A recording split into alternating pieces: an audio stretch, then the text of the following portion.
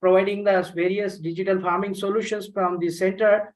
And we are mean to target the digital agriculture of India in the vision of Honorable Prime Minister of India. And we are aiming to make the rural technocrats also to come up and get the skill development amongst them. So this is a opportunistic platform and opportunity from our university and also MPKV, that we are promoting such a partners who are aiming to make the contribution and dedication to develop a human resource. Mr.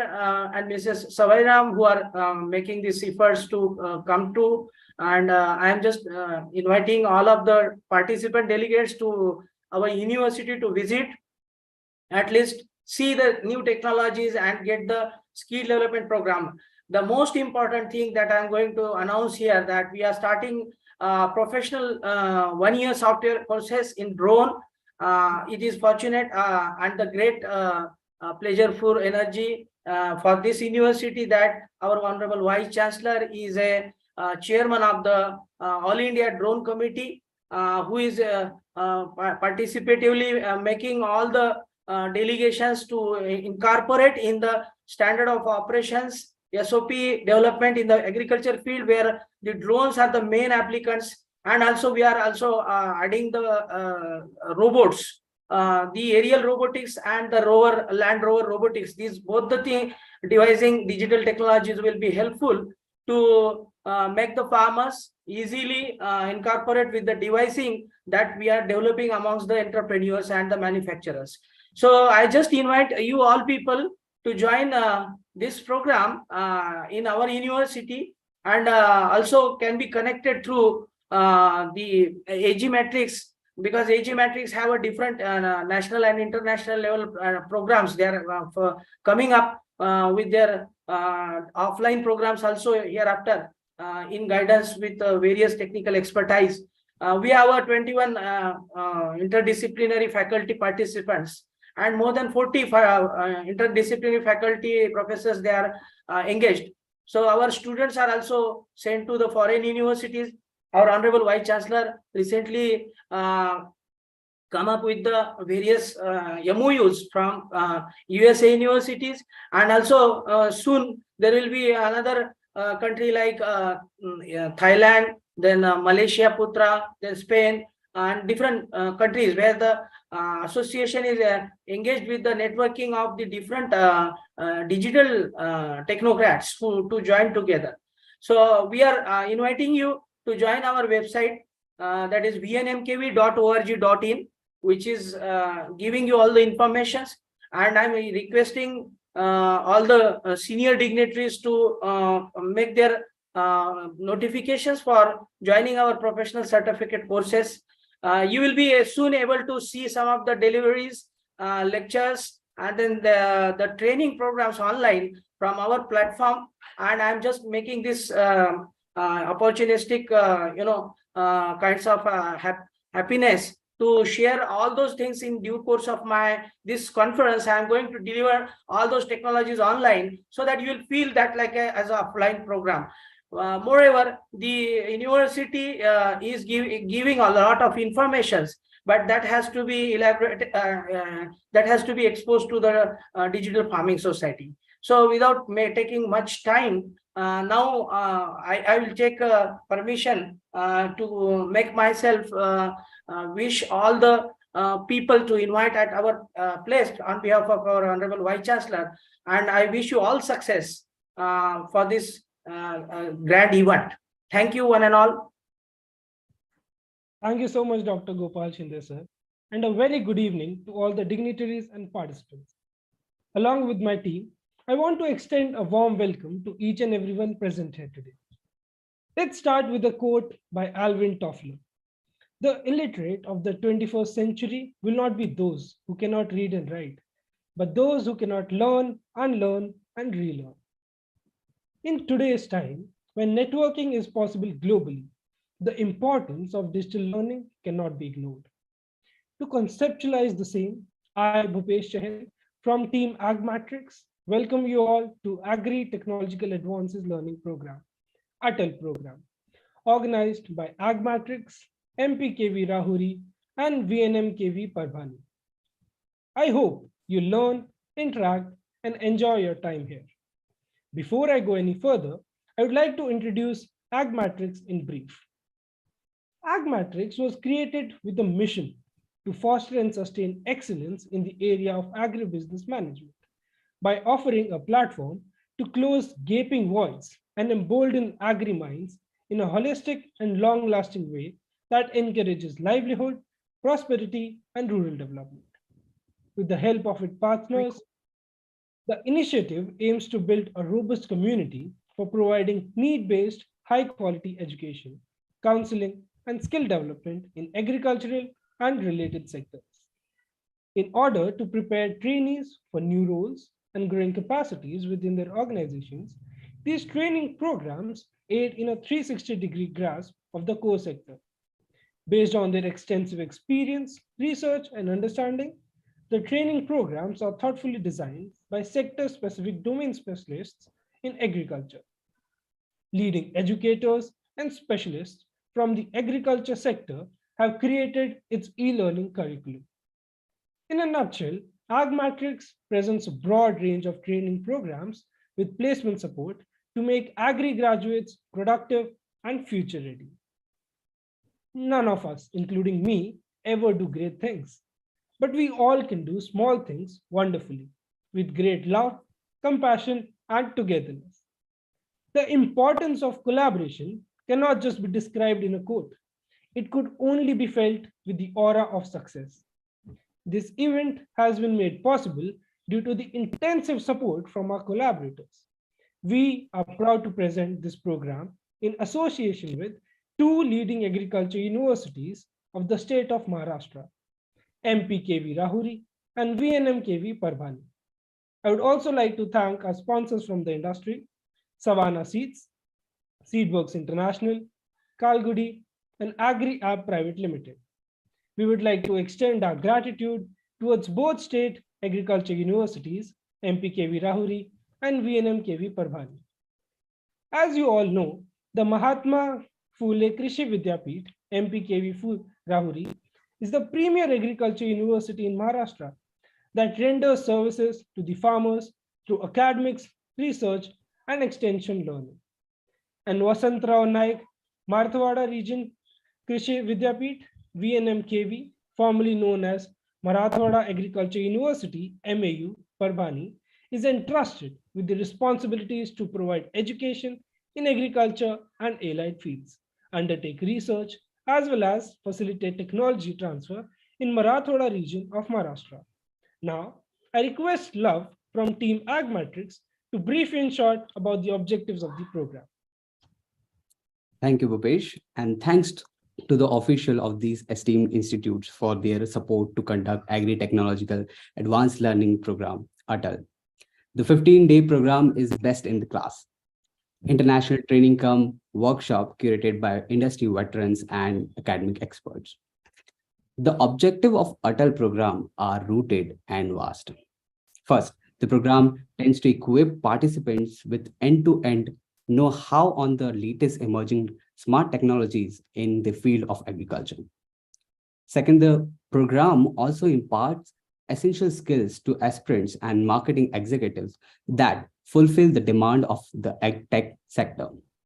The most unique objective is the program facilitates and accelerates the sustainable transformation of Indian agriculture by adopting technological innovation.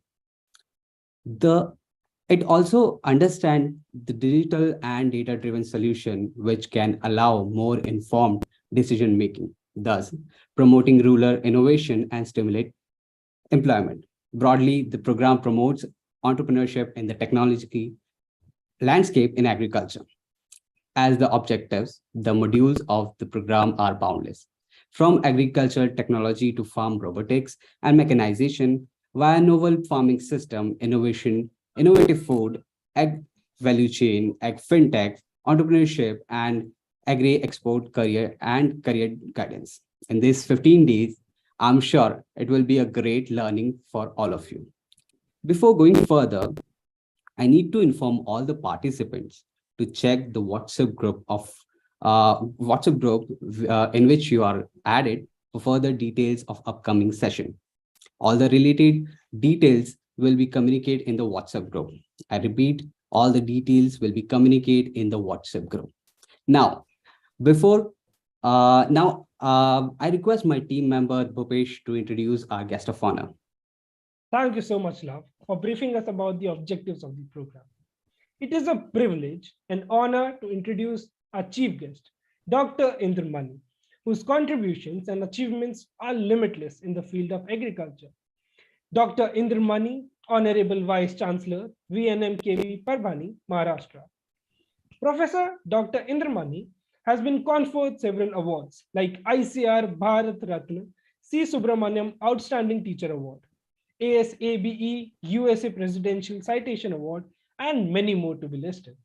So, his vast experience in the creation of machinery of agro-residue management, dryland agriculture, vegetable mechanization, small farm mechanization, and equipment to improve fertilizer usage efficiency.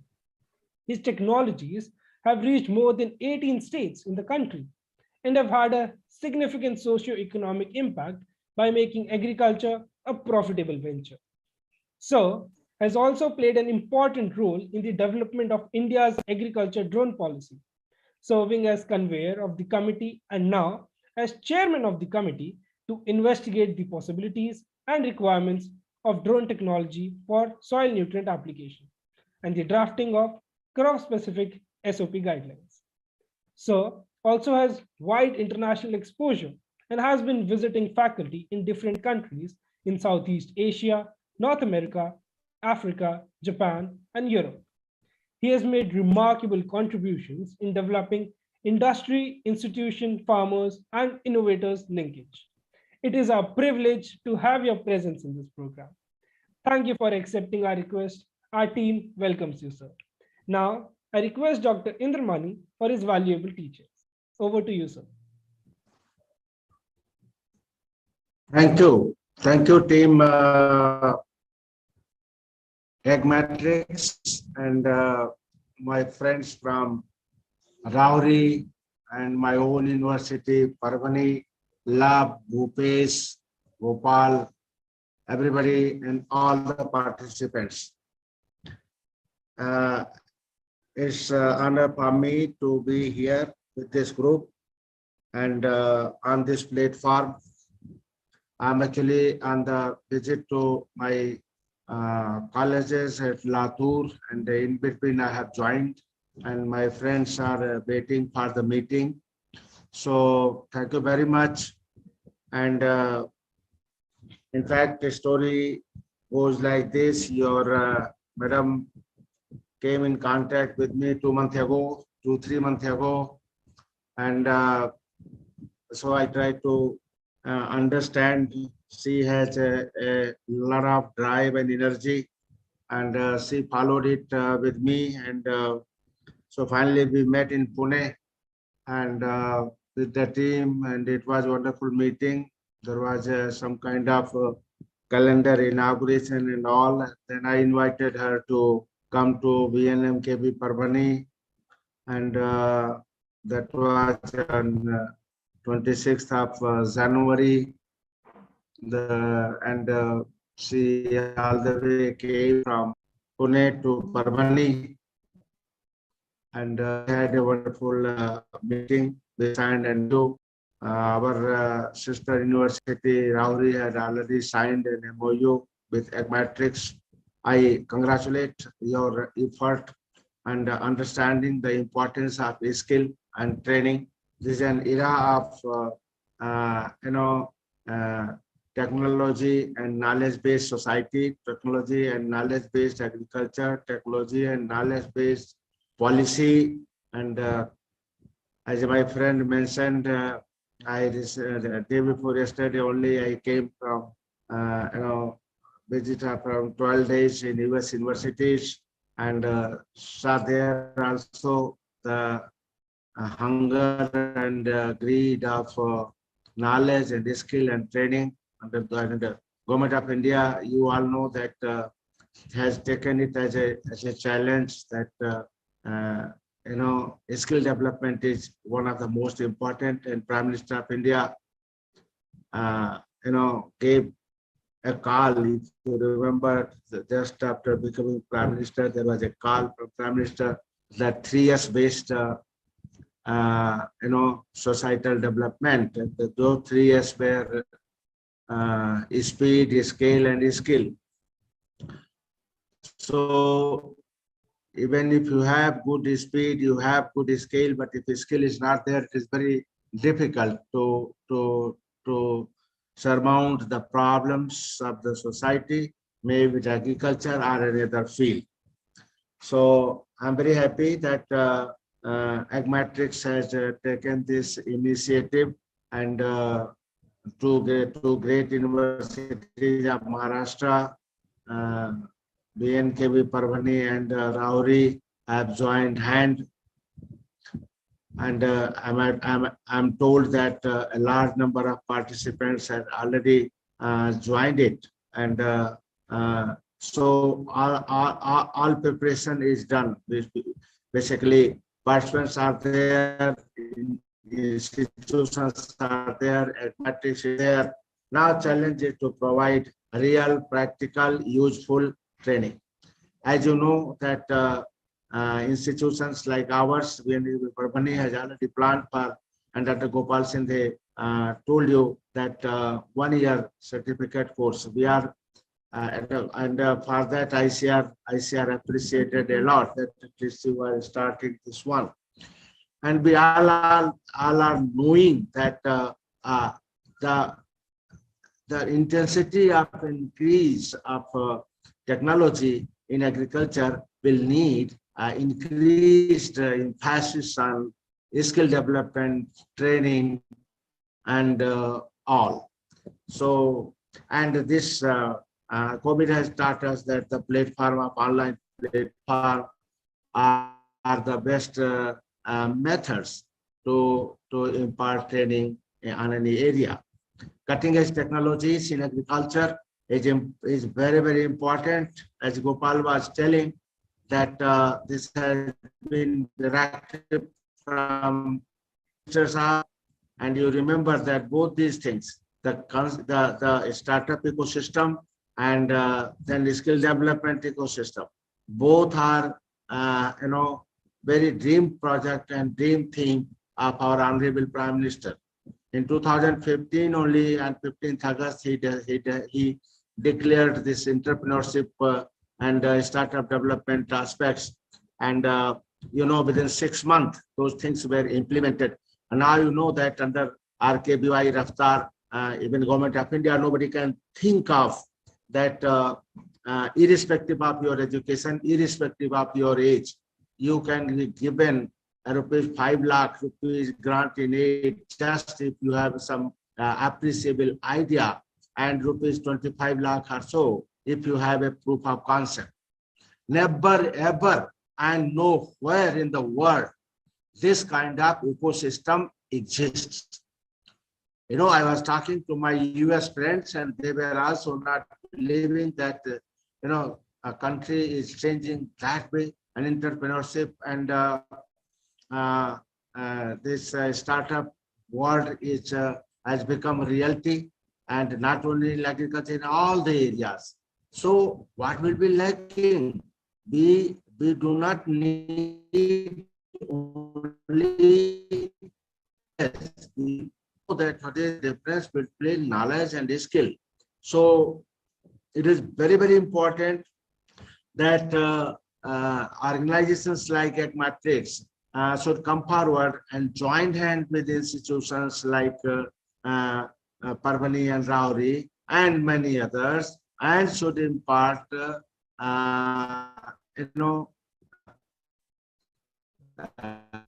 huge training. But challenge lies here, Team AgMatrix, that this kind of skill development has to be linked with real action in the skill, and to what extent and where you can give some kind of hands-on.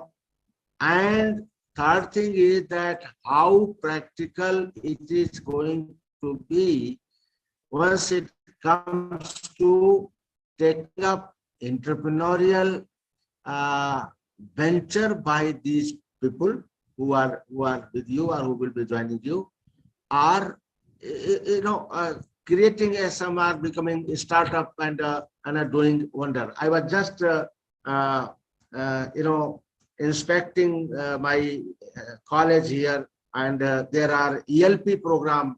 ICR has started experiential learning program, and it is on mushroom, it is on poultry, it is on milk, dairy, and all. But my question to my friends was, have you done economics? Because until and unless any venture is economically profitable, you grow mushroom, but you don't take all different costs. You grow milk aspect, you don't take into all different crops costs. So my question to the boys and girls was that, tomorrow if I tell that, okay, will you do it? Will you start this one? I'm ready to give some money. Will you start this as a venture? Then they said, what they said, 20 rupees का साहब हमारा ये है, block बन जाता है इसमें और 200 मिल जाते हैं. बट वो कितनी आसानी से कह रहे हैं. ब्लॉक में उन्होंने रूम का खर्चा छोड़ दिया, एसी का खर्चा छोड़ दिया, बिजली का खर्चा छोड़ दिया, अपना खर्चा छोड़ दिया, सब कुछ छोड़ दिया और कह दिया 20 रुपीज का भूसा था और 20 रुपीज के भूसे से हमने जो है ना इतनी तो है ना मशरूम बना दी साहब 200 रुपए की. तो ये हम कितना झूठ बोल रहे हैं, खुद से झूठ बोल रहे हैं कि हमने इकोनॉमिक्स को नहीं समझा. तो माय डियर फ्रेंड्स, जब भी हम उन्हें बताएं, ये ध्यान करिएगा कि हमें इकोनॉमिक्स समझाना है. इकोनॉमिक्स जब तक समझ में नहीं आई, मैंने तो फिर उनको सबको अभी आदेश दिया कि आप मुझे 15 दिन के अंदर इसकी इकोनॉमिक्स दीजिए और ये भी दीजिए मुझे कि आपकी स्ट्रेटेजी क्या है. ऐसा तो नहीं हो सकता कि प्रॉफिटेबल नहीं है. ओनली थिंग स्ट्रेटेजी क्या है. और वो स्ट्रेटेजी में मैंने कहा कि आपको अगर मशरूम का खिलाना है तो यहाँ के जितने भी हुज हु हैं डिस्ट्रिक्ट के, उनको बुला के इसको दिखाइए कि हम ऐसे प्रोड्यूस करें. Tomorrow they should take your mushroom, tomorrow they should take your milk. So create market creation is also necessary. So young to young, you are telling young to young, but what is that young to young? Young to young means I'm raw standing here and you are giving me a system, and I consider that whatever money I am going to put, I will take loan from Gopal. Gopal will give me on some interest, what may be soft interest or something. I don't have any room, I don't have any bijli, I don't have any AC, I don't have anything. Tell me, if I start that, then what is the economics? My dear friend, I have guided a large number of students and entrepreneurs at IRI. I was in that core team, and my friend Dr. Niru Bhushan was leading that team, and I used to ask same question. And let me tell you, I want to ask a tough question. That tough question was that, okay, will you advise your son and daughter leave job and start entrepreneurship? The day I have not mustered that much courage even now, after guiding so many students, so many people, so many things. This I wanted to join you purposefully to tell this.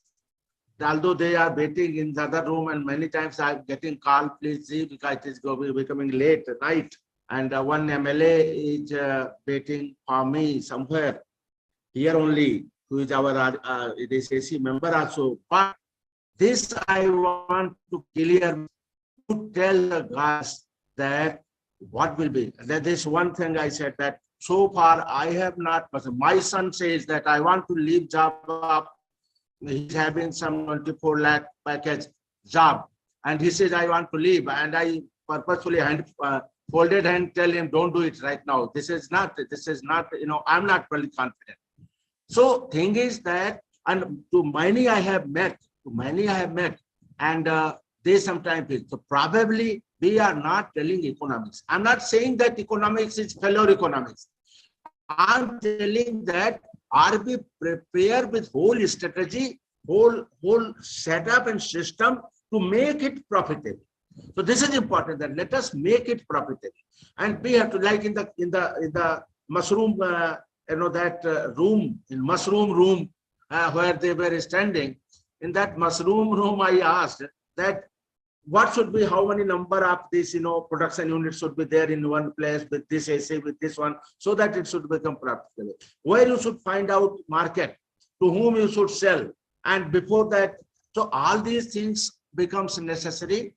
So end-to-end solution means I'm just here the way I'm standing here. Nothing I'm having. Tell me how I can take it up and deliver and can feed me also and make my career. Remember, I have not to feed myself only. I have to make my career.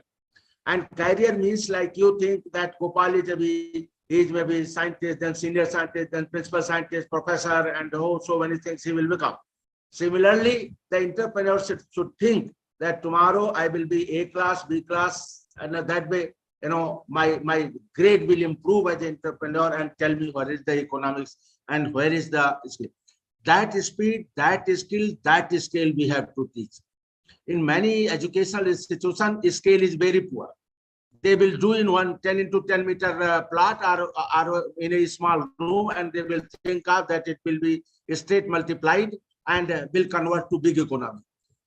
No, that doesn't happen. That is not easy. So we have to teach them the reality, the strategy. That is very, very important. And then many other things that, once you start, if you are in soup, what are the options, how you have to go about how to surmount it and all. So in nutshell, what I am to say, AgMatrix should not feel that AgMatrix has found an entrepreneurship for itself by teaching them, training them, getting some 1,000 rupees, this and that and all. That should not. You have to deliver few people who becomes, the way skill you want to show, and they will become your ambassador. Yesterday I was in a KBK, and that KBK, there was one Agri business management school, and that is just first batch have come out. So I was telling them that if you want to survive, make these batch which has come out, that at least 60-70% should get job. You go urge, handfoldedly ask people to take your boys and girls. Otherwise, tomorrow your college will be closed. Why? Now children are very smart.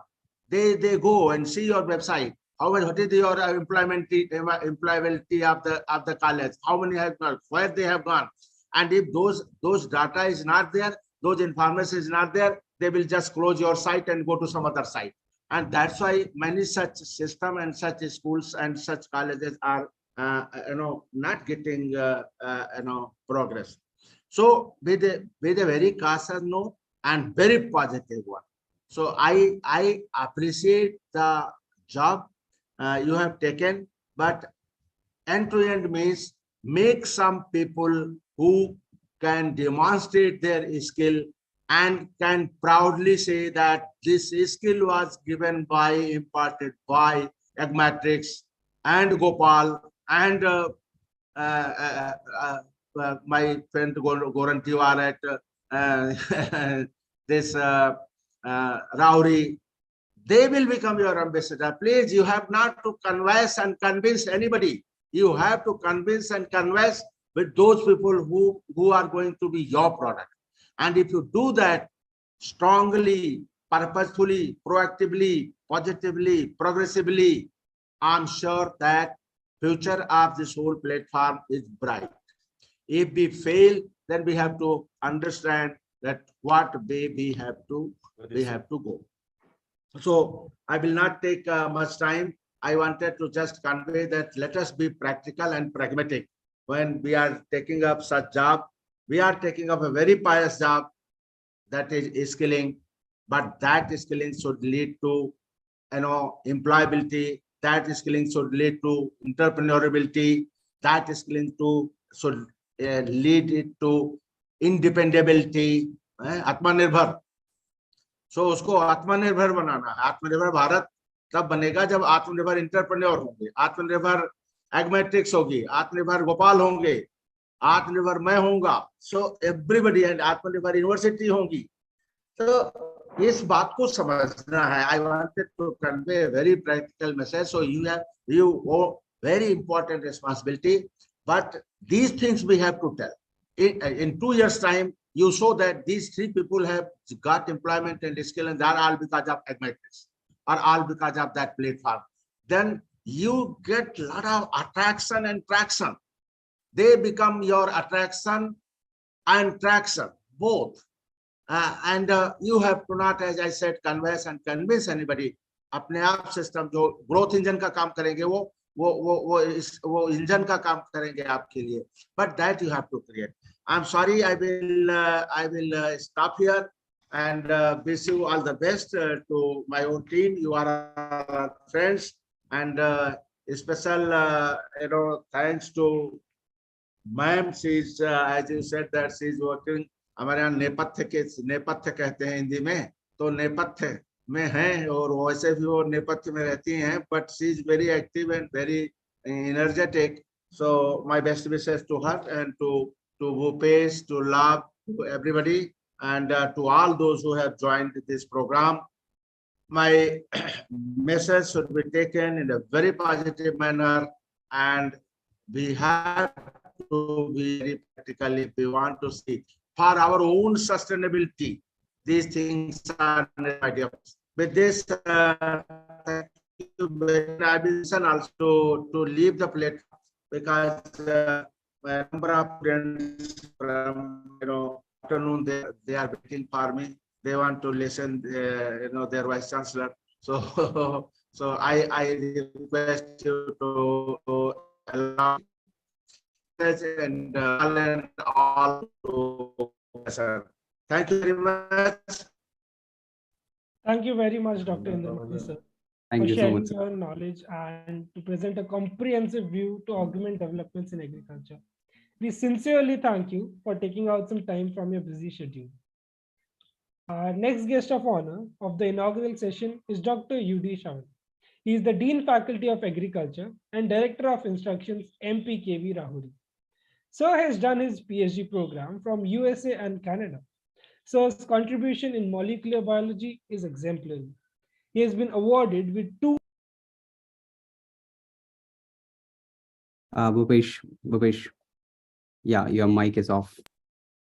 Yeah, it's so okay. It should be very short. Everything is given on your website and everything. I think time is going on. Yes, sir. Sure. Okay. So our next guest of honor of the inaugural session is Dr. U.D. Shavan. He is the Dean Faculty of Agriculture and Director of Institutions, MPKV Rahuri.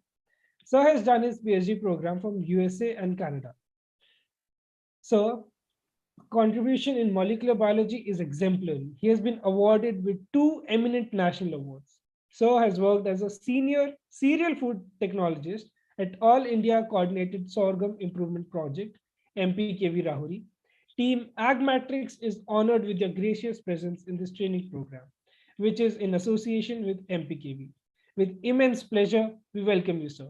I would now request Dr. Chavan to boast our participants with his guidance.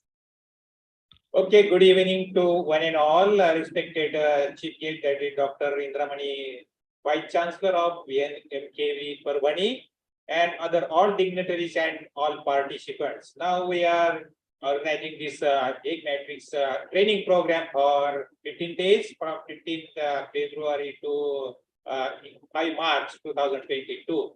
Now these are the collaboration between 2 agriculture universities and ATAL, that is Agri, and this organization between 3 components, and these 2 universities which are leading in Maharashtra. Now MPKV Rahuri, whatever I think already Dr. Indramani, Vice Chancellor, already spoken what about the MPKV, but whatever the research is going on in MPKV, that I will tell you, because whatever the training is going on, that is mostly based on the research programs that are organized in the different agriculture universities.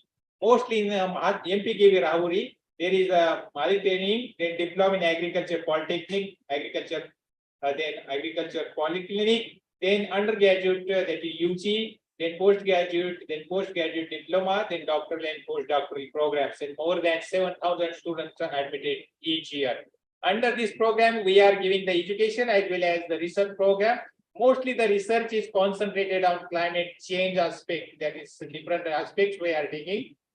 And the current aspect is mostly the natural farming, organic farming. And as Dr. Indramani and Gopal Sinde already mentioned that the drone technology, but in MPKV Rahuri, we have the drone technology pilot training program.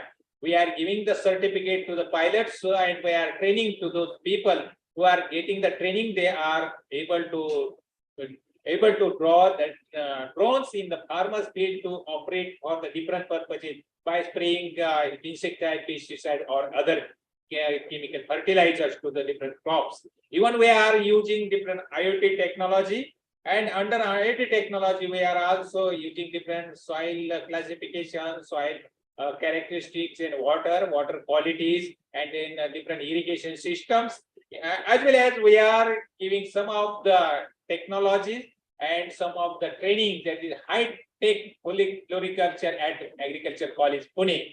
As Dr. Indramani mentioned that the mushroom, we have the mushroom technology training center at Pune, Agriculture College, Pune. We have fruits and vegetable processing technology. Also, we have the bakery technology, cereal processing technology, pulses and oilseeds technology. This also in courses we are running. Then bakery technology, we have the 1 month diploma certificate course under the fruit and vegetable technology and bakery technology. We have also mushroom technology. These are the some of the courses which we are conducting. We are giving the hands-on training mostly. And those trainees, those are taking the training theoretically as well as practically, and they are running their own business by utilizing this knowledge within 1 year. These are the some of the points, and then we are having the value-added products. Mostly the medicinal plants we are using in the different food products. And our slogan is from MPKV Rahuri, we have the slogan, use food as a medicine, not medicine as a food. You can take different types of bakery products. We have developed more than 17 products. That is Shatavari, Ashwagandha, Pudina, Berda, Avala, then Triphala and Jamun. So many products as the medicinal food products. You don't have to go into a medicinal drug shop and buy the tablets and capsule and syrup. You can take the food as a medicine. That is our slogan. I mean, we have you can see that the collaboration between the AgMark and MPKV Rahuri is very, very strong. We have given a lot of faculty members for your organizing committee and inputs for this program. So we have the very good and strong collaboration with the AgMark, and we are giving whatever inputs we need that AgMark needs from the MPKV Rahuri. And MPKV Rahuri is always welcome for the AgMark to give different types of trainings to the trainees and make their training successfully, and they should stand on their own feet and get the entrepreneurships and development in the agriculture prospect. With this word, my best wishes to all participants for this course. Thank you.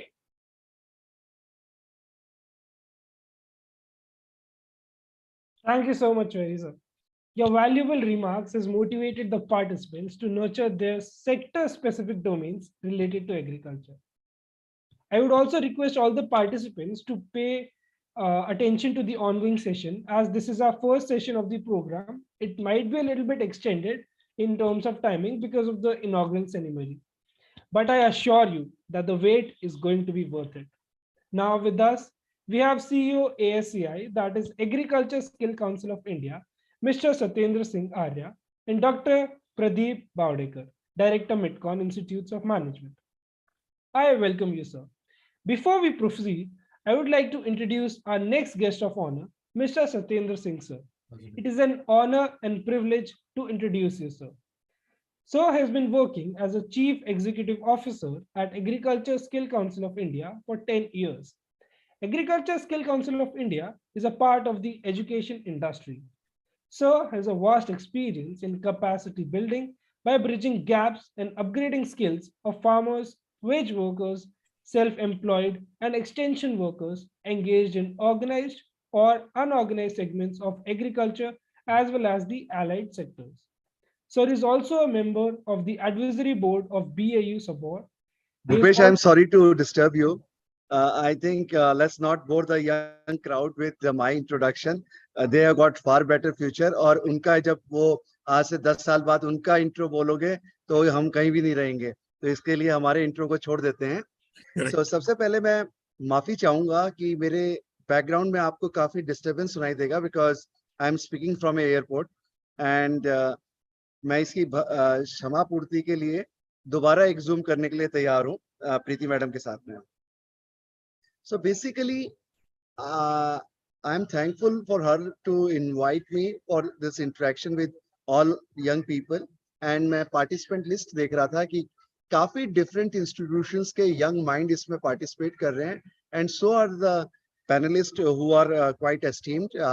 Parbhani, Rahuri, और ये institute कोई introduction they don't require. They are very prestigious institutes. So I will just try to highlight the importance of skilling in agriculture और agriculture में skilling का क्या महत्व है और आने वाले टाइम में क्या लैंडस्केप में चेंजेस हो रहे हैं। तो सबसे पहले तो मैं ये कहना चाहूंगा कि अगर आप एग्रीकल्चर को देखें तो भारत हालांकि लार्जेस्ट मिल्क प्रोड्यूसर है, largest fruits and vegetable producer है, लार्जेस्ट एक्वाकल्चर प्रोड्यूसर है, but at the same time जब हम एग्रीकल्चर में स्किलिंग देखते हैं, स्किल्ड वर्कर, हमारे पास में करीब 26 करोड़ एग्रीकल्चर वर्कर्स हैं 2011 की जनगणना के मुताबिक, जिसमें से करीब 16 करोड़ एग्रीकल्चर लेबर हैं और करीब 10 करोड़ के आसपास कल्टीवेटर्स हैं। अभी अगली जनगणना नहीं आई है, बट एक अनुमान है कि जो एग्रीकल्चर वर्कर्स हैं वो 26 करोड़ से घटकर 19 करोड़ हो जाएंगे। बट कुछ भी हो, 2035 या 2040 तक एग्रीकल्चर लार्जेस्ट एम्प्लॉयमेंट सेक्टर रहेगा। जब हम एग्रीकल्चर को उठाते हैं तो अगर एक्सपोजर देखते हैं किसी भी एग्रीकल्चर वर्कर का, तो उसको स्किल्स की उपलब्धता आज तक मात्र 15% के आसपास रही है, और अब जब हम फॉर्मल स्किल्स ट्रेनिंग पे जाते हैं तो it is less than 0.5%। So that is the entire landscape. जो एग्रीकल्चर से काफी लोग बाहर जा रहे हैं, and that is a global attrition of youth in agriculture, and that is not restricted to India at all. ये पूरे वर्ल्ड ओवर के अंदर है। और क्यों यूथ बाहर जाता है एग्रीकल्चर से? Because there is a less self esteem, because हमने उसको वोकेशनल आइडेंटिटी नहीं दिया है। तो अगर आप किसान के आप खेती कर रहे हैं तो people perceive that you are not pursuing a vocation, which is untruth, because it is far more complex. It is having entrepreneurial activity, but there needs to be a lot of effort to provide the vocational identity. आज के दिन में अगर हम देखें तो मोटे तौर पे 225 करीब डिफरेंट ऑक्यूपेशंस हैं विद इन एग्रीकल्चर, लेकिन हम कहीं ना कहीं उसकी बात नहीं करते। तो बहुत जरूरी है कि हम उस चीज की बात करें। दूसरा, there is this kind of impression that oh agriculture में इतने लोग हैं तो हमें शायद स्किल्ड मैन पावर की जरूरत नहीं है। अगर हमारे देश के अंदर में हम अपनी पॉपुलेशन में हर साल एक ऑस्ट्रेलिया जोड़ लेते हैं और पुणे, नागपुर, औरंगाबाद, देवलानी ये शहर बढ़ रहे हैं तो एग्रीकल्चर लैंड घट रही है। तो पॉपुलेशन बढ़ रही है, एग्रीकल्चर लैंड डिक्लाइन हो रही है।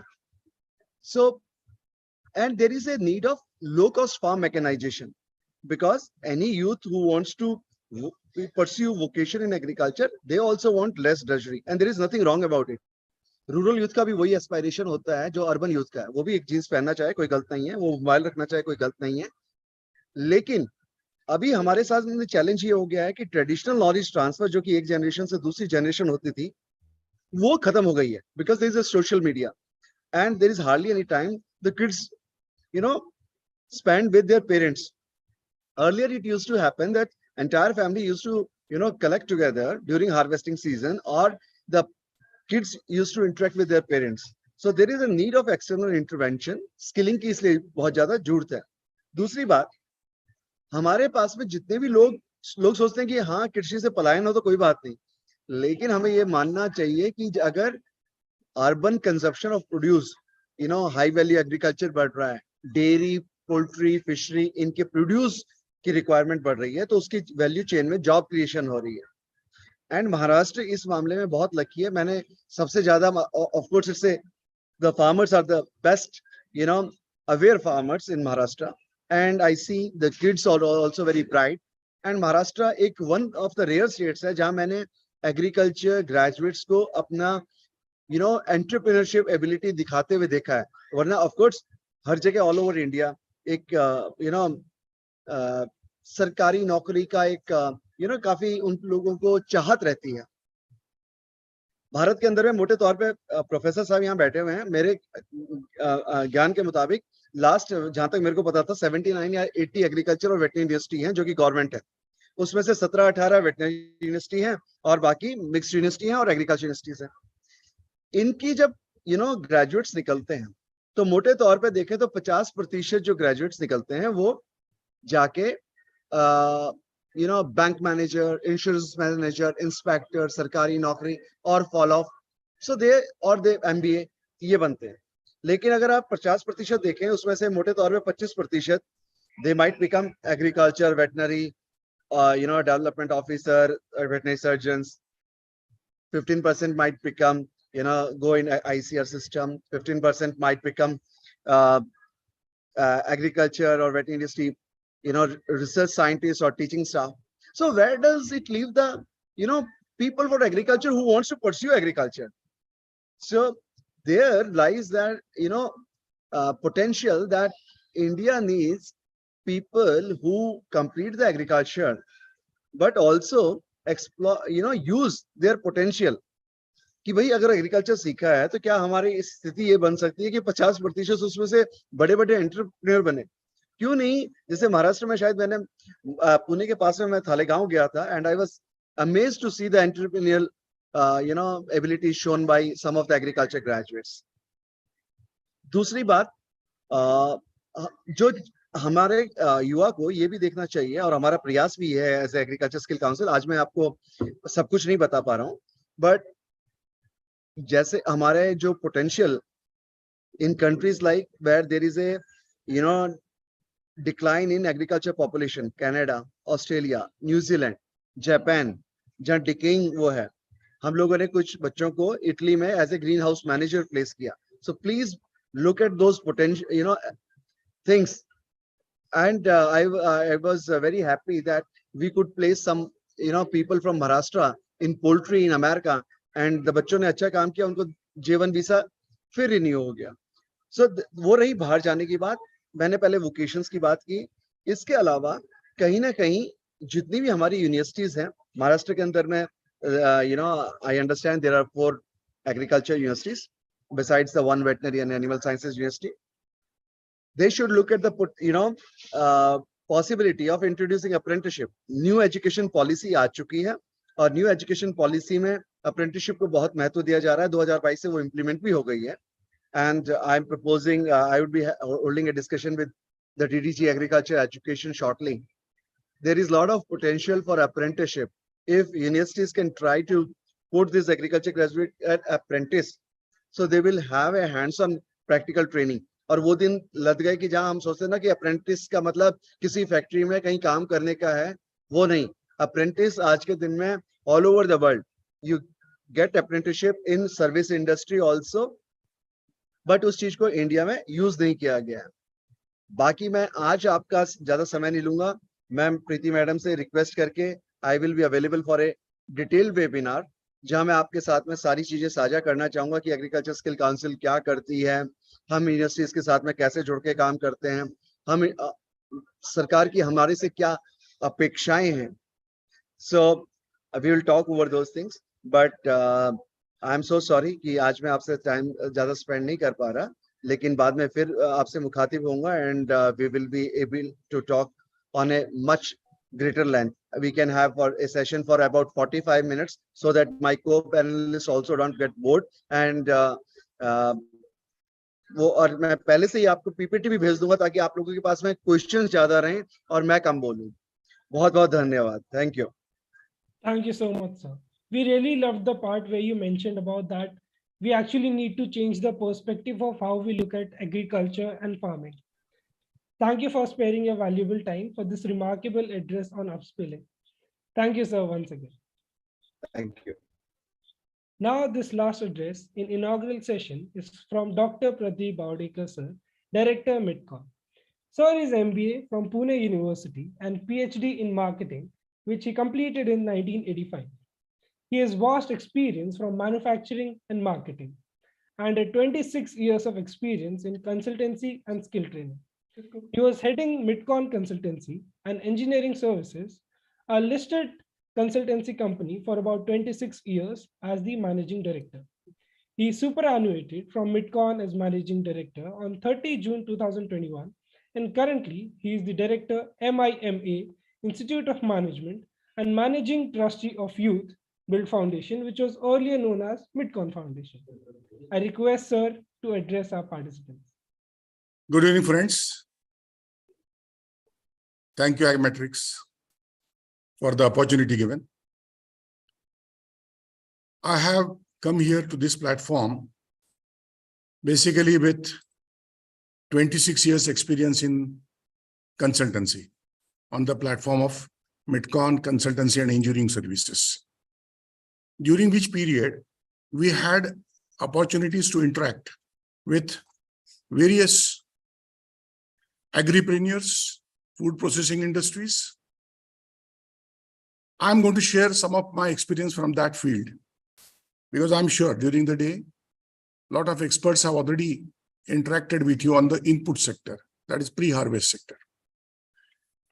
My thrust is going to be on the opportunities available for entrepreneurship as well as career in the post-production sector, post-harvesting sector, and opportunities with direct paving way for the entrepreneurs as well as with some additional formal, informal training.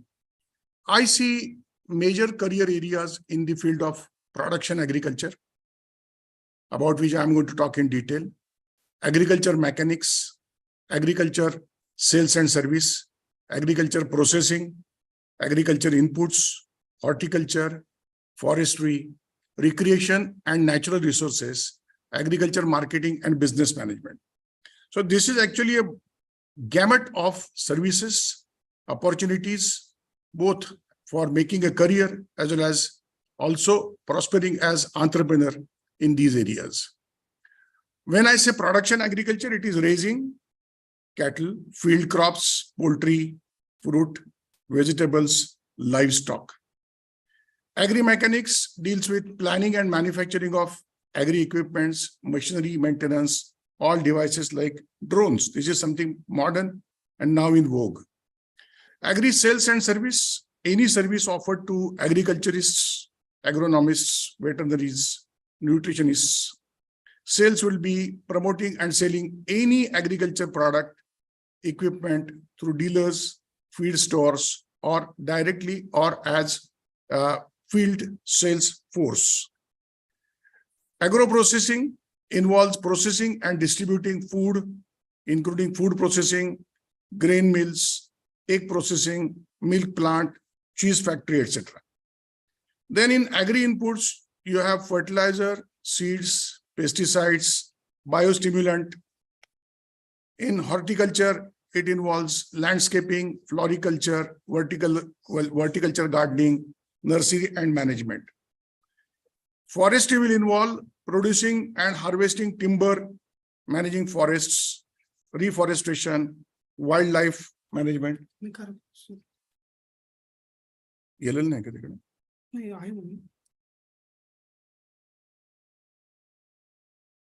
Problem था ना slide show केलं slide show केलंय म्हणजे नहीं but earlier मी सांगितलं sir slide already gone or no?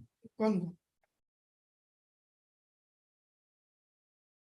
Recreation involves natural resources, working with renewable resources, wildlife management, water and soil, state and national parks. Marketing and public relations offers opportunities in business economics, developing markets, educating consumers, marketing, advertising, promoting the agri products. Sorry, sir. Sorry Yeah. to interrupt. The slides are not moving. We can, you can just, Just give me some time. There is some technical problem. Yeah, no issue, sir. You From can which share side it has not moved? We are still on the first one. Right from first one. I have one suggestion. Can it be unshared and again shared so that it Yeah, will be- you can. Yeah, You can. we'll do that. Yeah.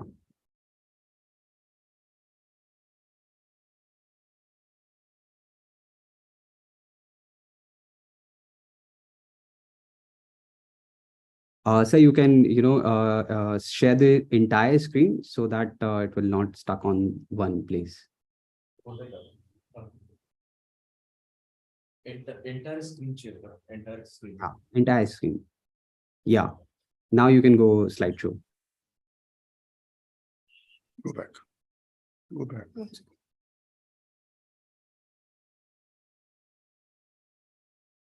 All right. Okay. Yeah, perfect, sir. Now it's clear. Sorry for Yeah. the technical glitch. No issue, sir.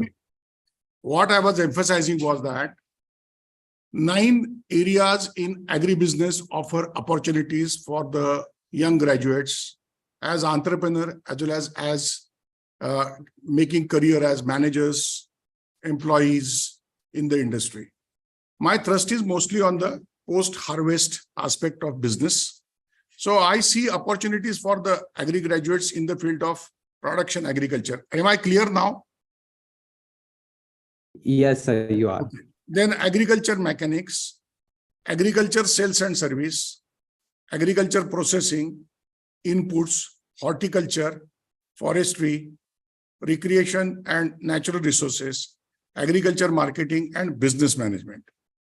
So when I say production agriculture, one is in the field of raising cattle, and we have a very massive business in the animal husbandry section, which involves poultry, dairy.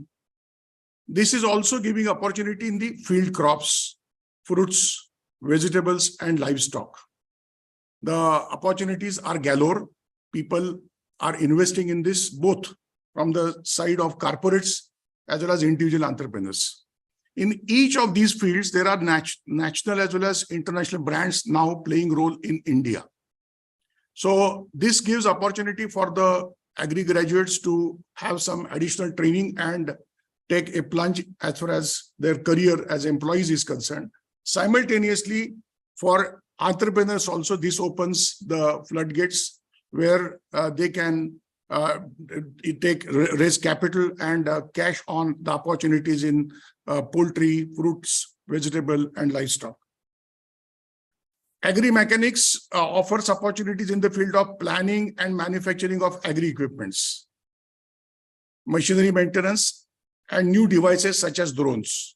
Now, with the spread of the agri implements and equipments in the interiors of the countryside, there is a good opportunity for investing money and labor in the field of machinery maintenance. This gives opportunity at even in the remote places because the spread simply has got multiplied. With the shortage of labor, more and more farmers now are using the mechanized sources for cultivation and obviously offers opportunity for either operating those machines or maintaining them.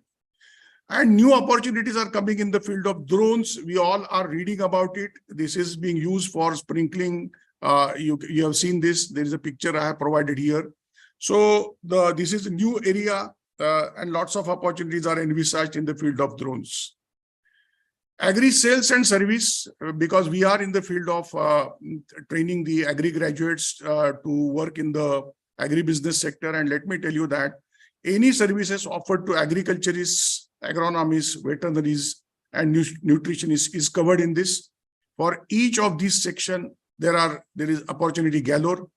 When I say sales, I mean promoting and selling any agriculture product, equipment through dealers, the field stores, or directly as field sales force. You yourself can be a dealer, a middle agency, or directly work in the field, promoting, selling various products which are useful for the farming community, as well as the professionals who are working in that field. Again, I'm saying All the leading brands are available in the field today. Many Agri graduates are taking advantage of this. There are Krushi Seva Kendras now in various locations. Farmers are taking advantage of that. So with the kind of awareness spread through internet, the investments in these fields is also very large, thereby offering opportunities as agripreneurs as well as the career as agri graduates.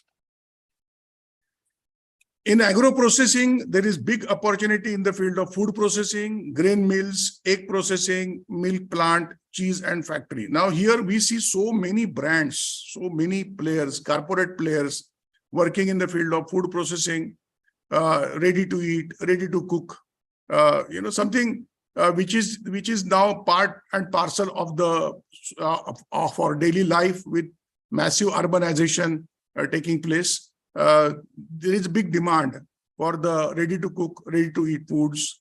There are grain mills because we are really fortunate that we have large production of food grains, and now for the processing we require grain mills. Egg processing, we have a large poultry industry, and this offers opportunities again with the changing lifestyle. Consumption of eggs and related products is going up. Milk plant, cheese factory. Kindly appreciate that the white revolution of milk really has changed the lives in the hinterland of the countryside. This is providing opportunity in the organized as well as unorganized sector.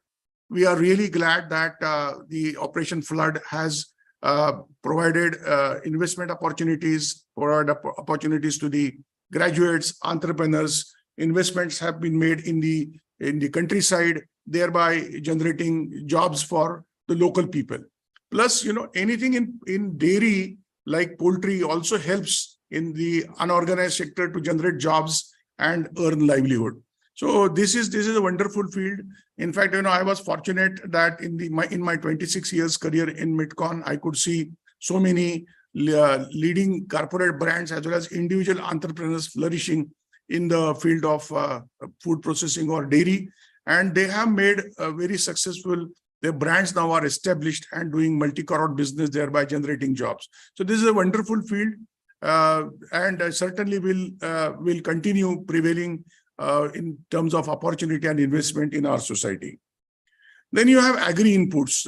All the experts must have spoken about this and will be sharing their opinions because they are experts in the field of inputs such as fertilizers, seeds, pesticides, and biostimulants. Now, please appreciate that with the kind of investment spreading in the rural area because of various initiatives of the government, state and center, the agriculture is focused. So as far as seeds are concerned, several leading brands are there. Various information sources of information today are prevalent. And people are taking advantage of this. The information now is being spread in the vernacular language also, not only in English. Farmers are taking advantage. Internet is spreading, and now information is available at the doorstep of the farmers. So in the field of fertilizers, seeds, and pesticides, we have made a revolution. In fact, I was reading one article where it was justified that once upon a time when this country and its massive population had problems, challenges in getting food grains, the situation could change in spite of growth in the population and in spite of land being limited, because modified crops, fertilizers, seeds, pesticides, and the research done by the scientists in this field has really brought the revolution. So this is, again, I say, opportunity in the rural sector, in the fields of fertilizers, seeds, and pesticides, both as agripreneurs as well as for making career as employees of leading multinationals. And this is ever-growing field with the kind of focus we have on agriculture. This field has this can be called as the ever-shining source of opportunities. Horticulture is also a wonderful area for making career, because here you are working in the field of landscaping, floriculture, vertical gardening, nursery management. You see that again, urbanization is providing opportunities because people are ready to spend some part of their disposable income on landscaping, on floriculture, then vertical gardening because the space is limited, and nursery management. Let me tell you that some of the areas in, say, floriculture where gerbera, carnation, roses, anthurium, they have a great scope, not only in the commercial centers of our country, but also overseas. Some of these flowers are being exported. New varieties in landscaping, in vertical gardening now are available. And myself, I'm in a big way in plantation. I have also been working in landscaping, and I see the information about new varieties coming up every day. It is really a rainbow of opportunity. That's so beautiful. So again, opportunity will be there as an entrepreneur, as well as at the same time employee of a leading brand. Then in forestry, you see opportunities in producing and harvesting timber. Now, some people are working in the field of sandalwood, some are working in the field of mahogany. Recently we ourselves have planted Lakshmi Taru, a tree promoted by the Sri Sri Ravi Shankar Foundation, miraculous tree. Then managing forests, this is also, a need of the hour, because so many trees are being planted around the year by the NGOs, by the corporates, by the individuals, by the government initiatives, and obviously require maintenance. So reforestation, wildlife management, you see, this is, again, tourist attraction, because all have realized now the importance of sustainability. And forests are going to be a major source to ensure sustainability. In fact, now the windows are open for availing carbon credit towards the greenery what you are making and the contribution you are making to reduce the carbon emission. Forestry is going to be a very big opportunity.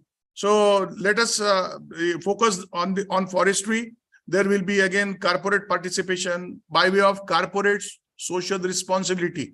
You see, as per the Companies Act 2013, companies are supposed to spend 2% of their average profit of past 3 years in various areas in corporate social responsibility.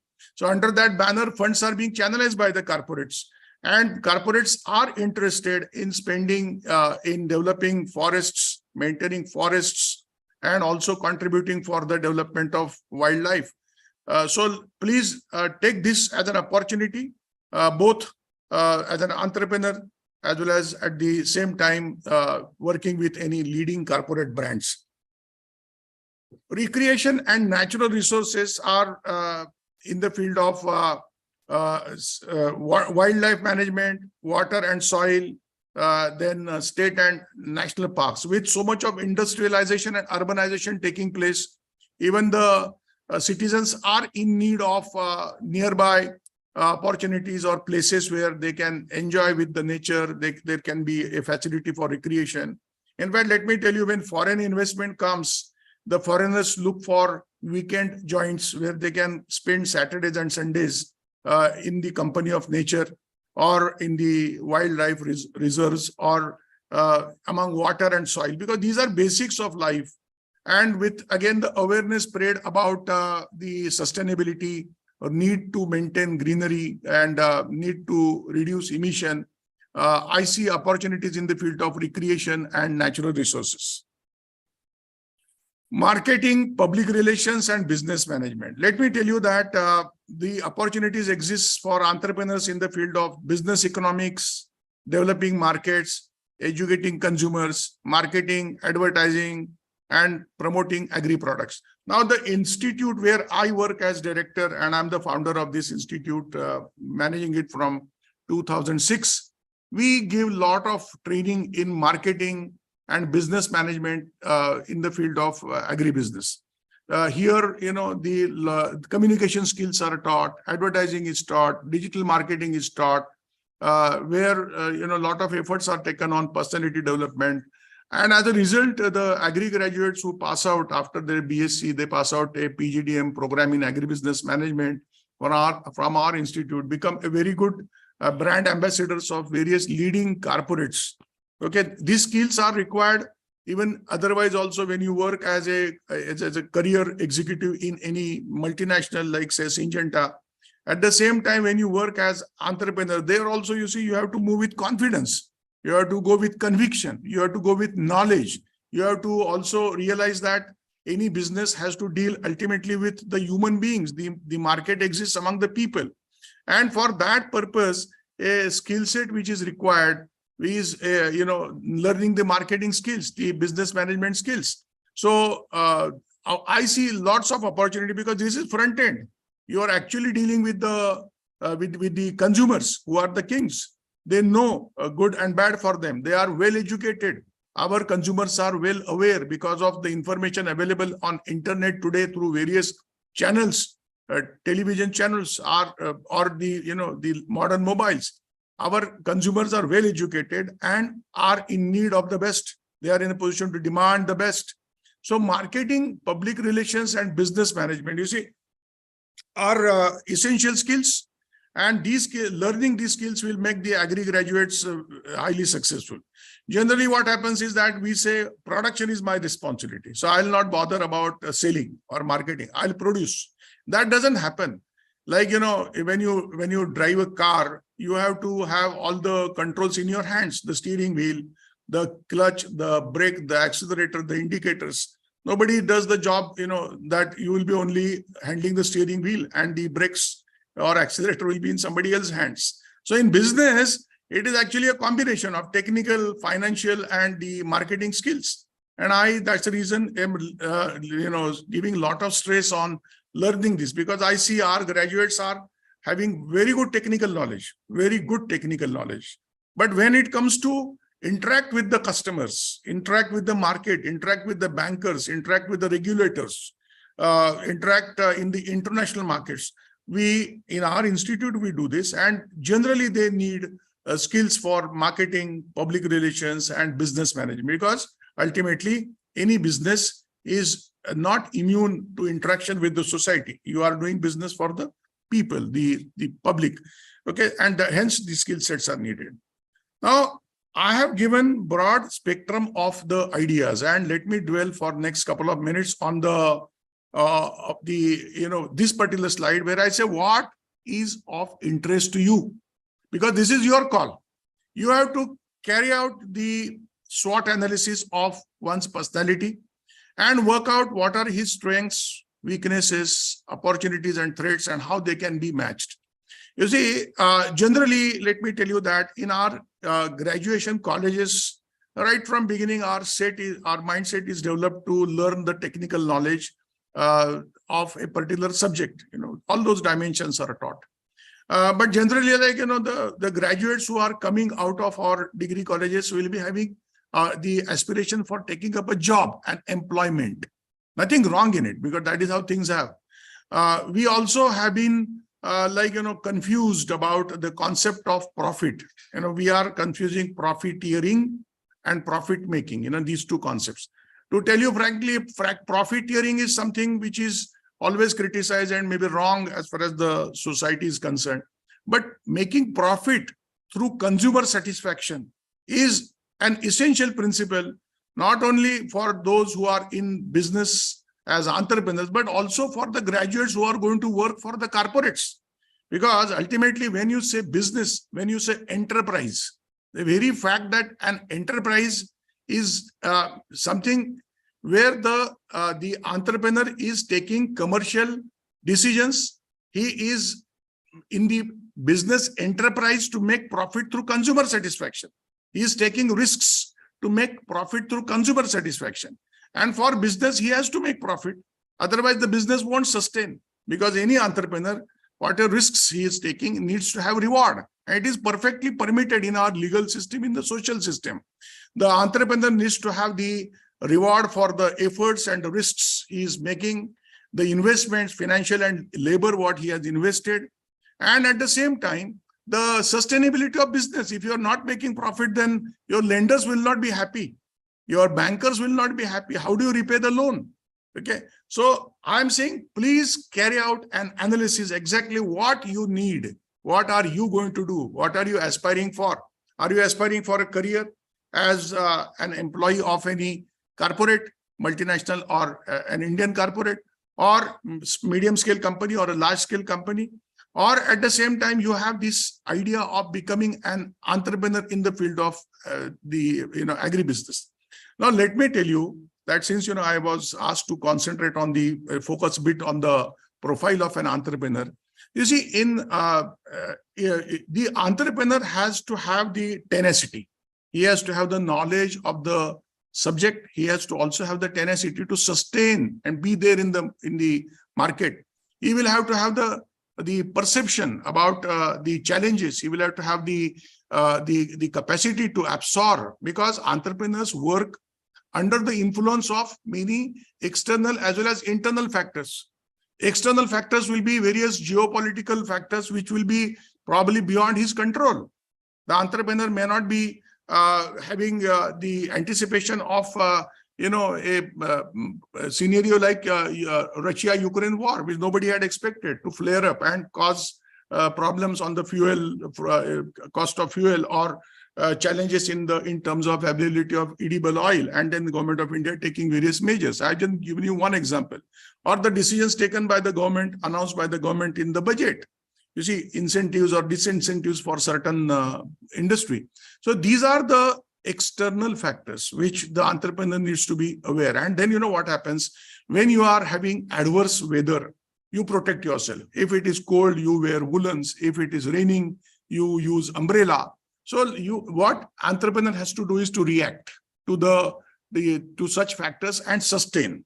Okay. On the other hand, the entrepreneur also will have to have the knowledge and the capacity to absorb technology, its upgradation, also the financial part of business.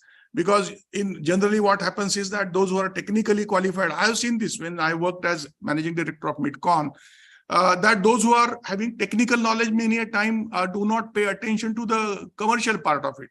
We always feel that every single money which comes to you by way of top line or cash flow, we call it, is profit. No, the profit will be only certain part of the total revenue what you are getting, and that you have to weigh along with the costs what you have incurred. And while doing that, there will be several stakeholders, your employees, the government regulators. There will be also your lenders to whom you have to repay, the taxes. So various factors are there, depreciation of your plant and machinery. So as an entrepreneur, I'll appreciate if you pay attention to the business aspects. Then, as I said, quality, because you are going to be in the field of the agriculture, which is ultimately leading to the human consumption, food processing. So there is a great, regulation as far as the quality standards are concerned, hygiene is concerned. You are going to, don't forget, either you are working with corporates or you are working with multinationals or Indian companies. Ultimately, it is the quality which is going to help you to sustain for long. And if there is any negligence on the part of quality, then we have seen brands suffer. Many brands suffer. Even a brand like Nestle also has suffered if there is some news in the market. So quality will be a hallmark of your business. Then let me also again repeat that marketing, making, forming a brand, packing your material properly, presenting the material, making material available through various channels, directly, indirectly, on the internet. You see, a lot of products now are available on the shelf of the corporates. Who had imagined Agri will be having such a kind of robust presence in the departmental stores? Okay, or the fresh vegetables, fruits being made available by the leading Indian corporates at your doorsteps. Meat and meat products, frozen food products. Okay, so this is something which is opening up because of the changes in the lifestyle, because of the available disposable income, because of urbanization, because of awareness, and that information reaching all of us through internet, through the Android phones. You see, this is the era of lots of information explosion. So marketing is going to be an important part and parcel of your business profile. As an entrepreneur, you cannot avoid it. And even if you take up a job in any corporate, local, Indian or multinational, remember you are going to ultimately interact with the public, with the people, with the consumers. So this is something, the essential part. And then technological upgradations. Remember, in terms of product, in terms of the various ingredients, in terms of packing, lot of technological upgradations are there. Or in marketing now today, you have to have time and money spent on occupying the digital space. You have to reach on the various platforms of social media. So this is this new aspect. I'll appreciate if the Agri graduates pay attention to this side of their business, develop the skill set in communication. Then in the field of entrepreneurship, it is essential that you are upgrading yourself continuously. Not that you have developed a product and your brand and position, competitors are also equipping themselves. So in the time to come, if you do not improve, if you do not change then and get stagnated, you will be taken over by your competitors. So change is the only constant thing in the agriculture entrepreneur's life that you kindly appreciate. Okay, what are the top career opportunities after Agri graduation? What I have seen is that those who have MSc qualification in agriculture definitely get good jobs in corporate as well as multinationals, local as well as India as well as overseas markets welcome our MSc agriculture graduates. Then many of our aspirants appear for the Maharashtra Public Service Commission or UPSC examinations and succeed. They make good in their career. But one window which is opening now is in banking.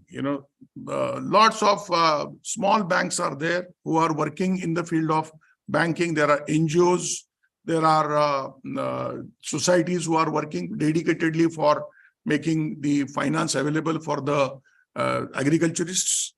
Then you can be yourself as work as agripreneur. And let me tell you, opportunities are galore. Information is available from all sources. There is a lot of encouragement from the institutions like us who are training the graduates, and there is also handholding from the government agencies. But the opportunities are multiple. There are job opportunities in the as field officers, and further, this can be like you can tap these opportunities with slight training in skills. With short duration programs available now, you can certainly tap these job opportunities. There are several engines where you can apply, submit your resume, and you will be invited for interviews. There is general MBA programs available by various universities, leading universities, government universities, private universities, and in the institutions like us offer a PGDM agribusiness management program. Just to dwell on this point, let me tell you that we are offering this program from 2006, and more than 1,000 of our Agri graduates have made big in their careers in India as well as overseas. They are working with local corporates, they are working with multinationals. Some of them are entrepreneurs. They are doing really good job, wonderful job. Now we have a portal, we have our own website of NIMA Alumni Association Balewadi, and we can see the live response for the graduates who are actively available with us for interaction. So the PGDM Agribusiness Management Program, what we have been offering, has intake of 60. This is an AICTE approved 2 years full-time program. The opportunities after 2 years training are in the field of these sectors like seeds, pesticides, fertilizers, agri implements, banking. And the opportunities are provided to those students who are groomed by us. The corporates come to the campus and interview the students, and they are recruited. Today, our students are working with leading brands. This is about us, but let me tell you that please set your goals. Be specific, measurable. Your goal should be measurable, achievable, realistic, and timed. There is no harm in enjoying dreams. But there is no point only in staying in dreams. Khayali pulao ka koi fayda nahi hai. So you have to have dreams, you are thinking big, but then you are working to bring those dreams into reality. For that purpose, you have to have knowledge, effort, skill sets, tenacity. Tenacity. You have to be there in the market because yes, it is possible that you may or may not succeed one go. There could be some disappointments, but you have to have that grit and conviction to stay. Then I say your goal should be measurable, achievable. Do something which is well within your reach. You are trying and you are achieving it. Your goal should be realistic, and time. This is very important. Time is very, very important because the time is changing fast and it is under nobody's control. Changes are taking place in the market, in the expectations of the consumers, in the government regulations, the international, the national scenarios, then climate, something which is beyond our control. So your goals as an individual entrepreneur or a career graduate need to be in the framework of these 5, which I have called as SMART: specific, measurable, achievable, realistic, and timed. Okay. And while I am on this, I draw your attention to the photograph of our new property, Bima Institute of Management, which teaches this PGDM agribusiness program. I would like to conclude my speech with 2 lines. I always say, remember, Yojananam sahastram tu shaner gachet pipilika agachan vainateyopi padam ekam nagachati. That means if an ant has the strongest desire to walk and reach the goals and destination, that ant will cross hundreds of miles easily. But an eagle who doesn't want to dare and doesn't want to go anywhere will not move an inch. So the conclusion is that as an ant, one should have the dream and be ready to walk the entire destination. There is definitely going to be a success one day. Thank you. Thank you so much, sir, for the knowledge and wisdom you just shared. Thank you for your valuable insight. We hope this session would really help all the participants to embrace and embark on their skills and knowledge. Here, we end our inaugural session and start our first tech session. I request my teammate Sharon to take over for the technical session. Thank you, Bhupesh. As said earlier, the modules of the programs are boundless, from agricultural biotechnology to farm robotics and mechanization via novel farming systems, innovative food, ag value chain, ag fintech, entrepreneurship, and agri export and career guidance. In these 15 days, I am sure it will be a great learning experience for you all. Now, let's move on to our first theme, agricultural biotechnology. We have amidst us Mr. Balaji Vasudevan, Agrobioscience Chief Scientist, UM6P Ventures, USA. Sir is an experienced scientist in agrobacterium biology, crop transformation, molecular plant microbe interaction, plant molecular biology, and plant pathology. His core competencies are in the field of research experience and success in agrobacterium biology, crop genetic engineering, plant molecular biology, and molecular plant pathology. He has 3 years of experience in an industrial agricultural biotechnology setting, working in both internal and external projects and with stakeholders to achieve company-wide goals. Sir has published 15 research papers in peer-reviewed, reputed, high-impact international journals.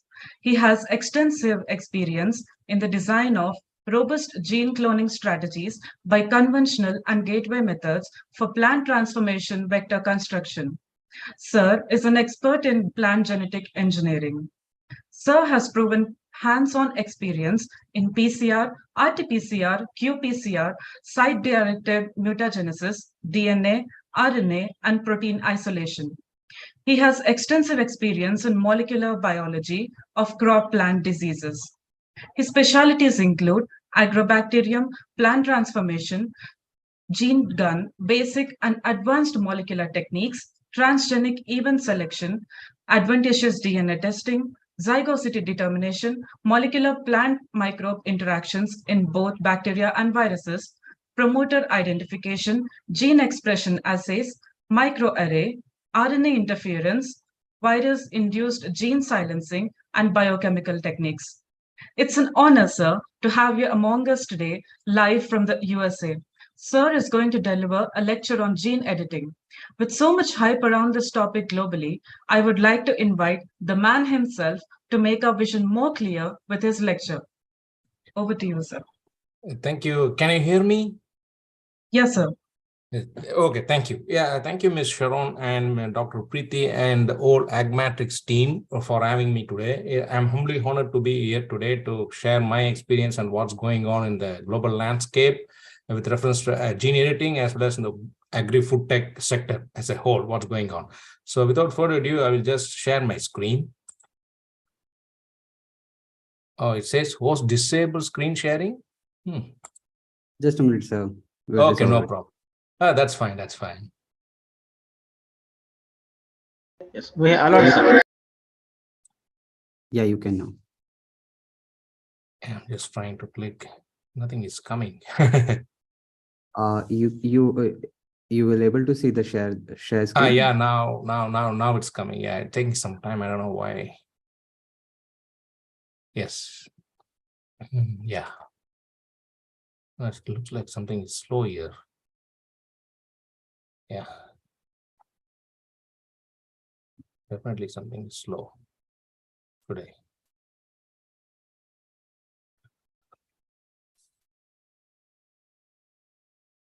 Can you see my screen? Yes, sir. Yeah. Yeah. Okay. Thank you. So do you want me to put it in a full screen mode or this is okay? You can, sir. You can put on the full screen. Okay. It's good now? Yeah. Yes, sir. Can you hear me out? It's good? Yeah. Okay. Okay. So, as I said, today's talk is going to be on the agri-food tech sector and what's going on in the global landscape, as well as with special reference to gene editing as the technology. So, as Sharon said, currently I'm an AgroBanks and chief scientist at DM6B Ventures, which is a venture capitalist firm which invests in entrepreneurs and startups at the seed stage. And so far, we have invested in 4 companies as I listed out, and they work in different sectors. And one of the companies is gene editing from Israel, which is climate crop year. And there are a couple of companies working in the alternative protein space, the precision fermentation, and one in food loss and waste. So these are the type of companies we invest in as a venture capitalist firm. So today.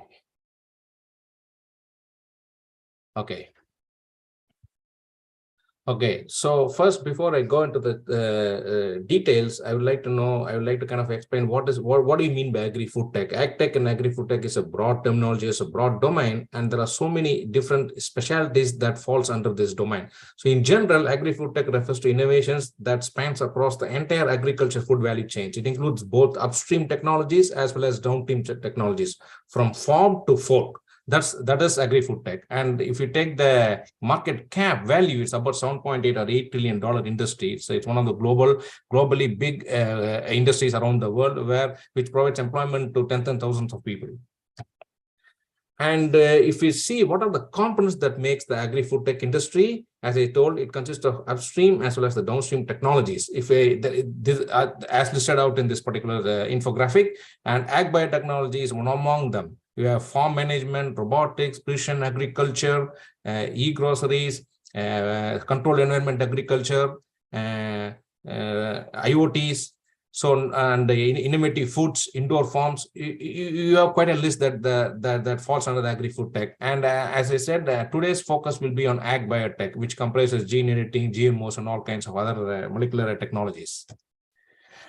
And this is the entire infographic that tells you the components of the ag tech framework, as I said, which consists of both the upstream as well as the downstream technologies. Upstream consists of all the things that is involved in the food production, and downstream is once the food is produced or harvested from the field, then all the other activities till it reaches the consumers falls under the downstream as listed in this, like warehouse, storing, supply chain, everything goes in the downstream, whereas food production, harvest using using robotics or mechanic harvest and precision agriculture technology like drones, climate smart sensors, automated irrigation, all these things, and ag biotechnology comes under the upstream. The entire things forms the entire ag value chain, and this is done with the help of how these things are done. This should be funded. Where does the money come from for these activities? This comes from in the form of incubators and accelerators, where all the founders and the startup founders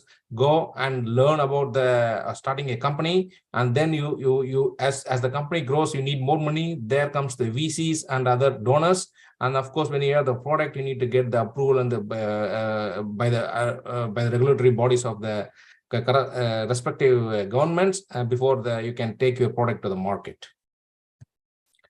And this slide I want to show just for the audience to know how the trend is going in terms of the ag tech landscape, investment landscape globally.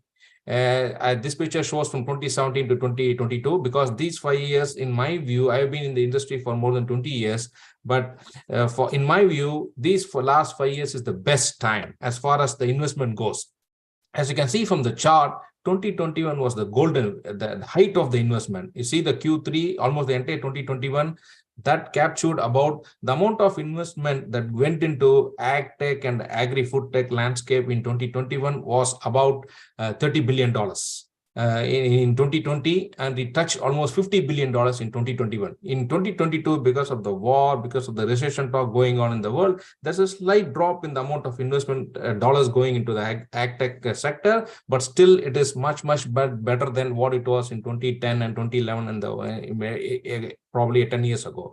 So for those of the students who are and aspiring career entrepreneurs, this is the best time to be in the ag and the ag food tech, particularly with the climate change talk going on. There's a lot of dollars coming into climate smart technology, particularly because agriculture is one of the major contributors of GHG, greenhouse gas emissions. It accounts for about 25 to 30% of the GHG released only by agriculture. So a lot of people are trying to do agriculture in a smart and a sustainable way without creating hazard to the climate and the environment. So this is one of the best times to be in the ag tech and the agri-food tech sector.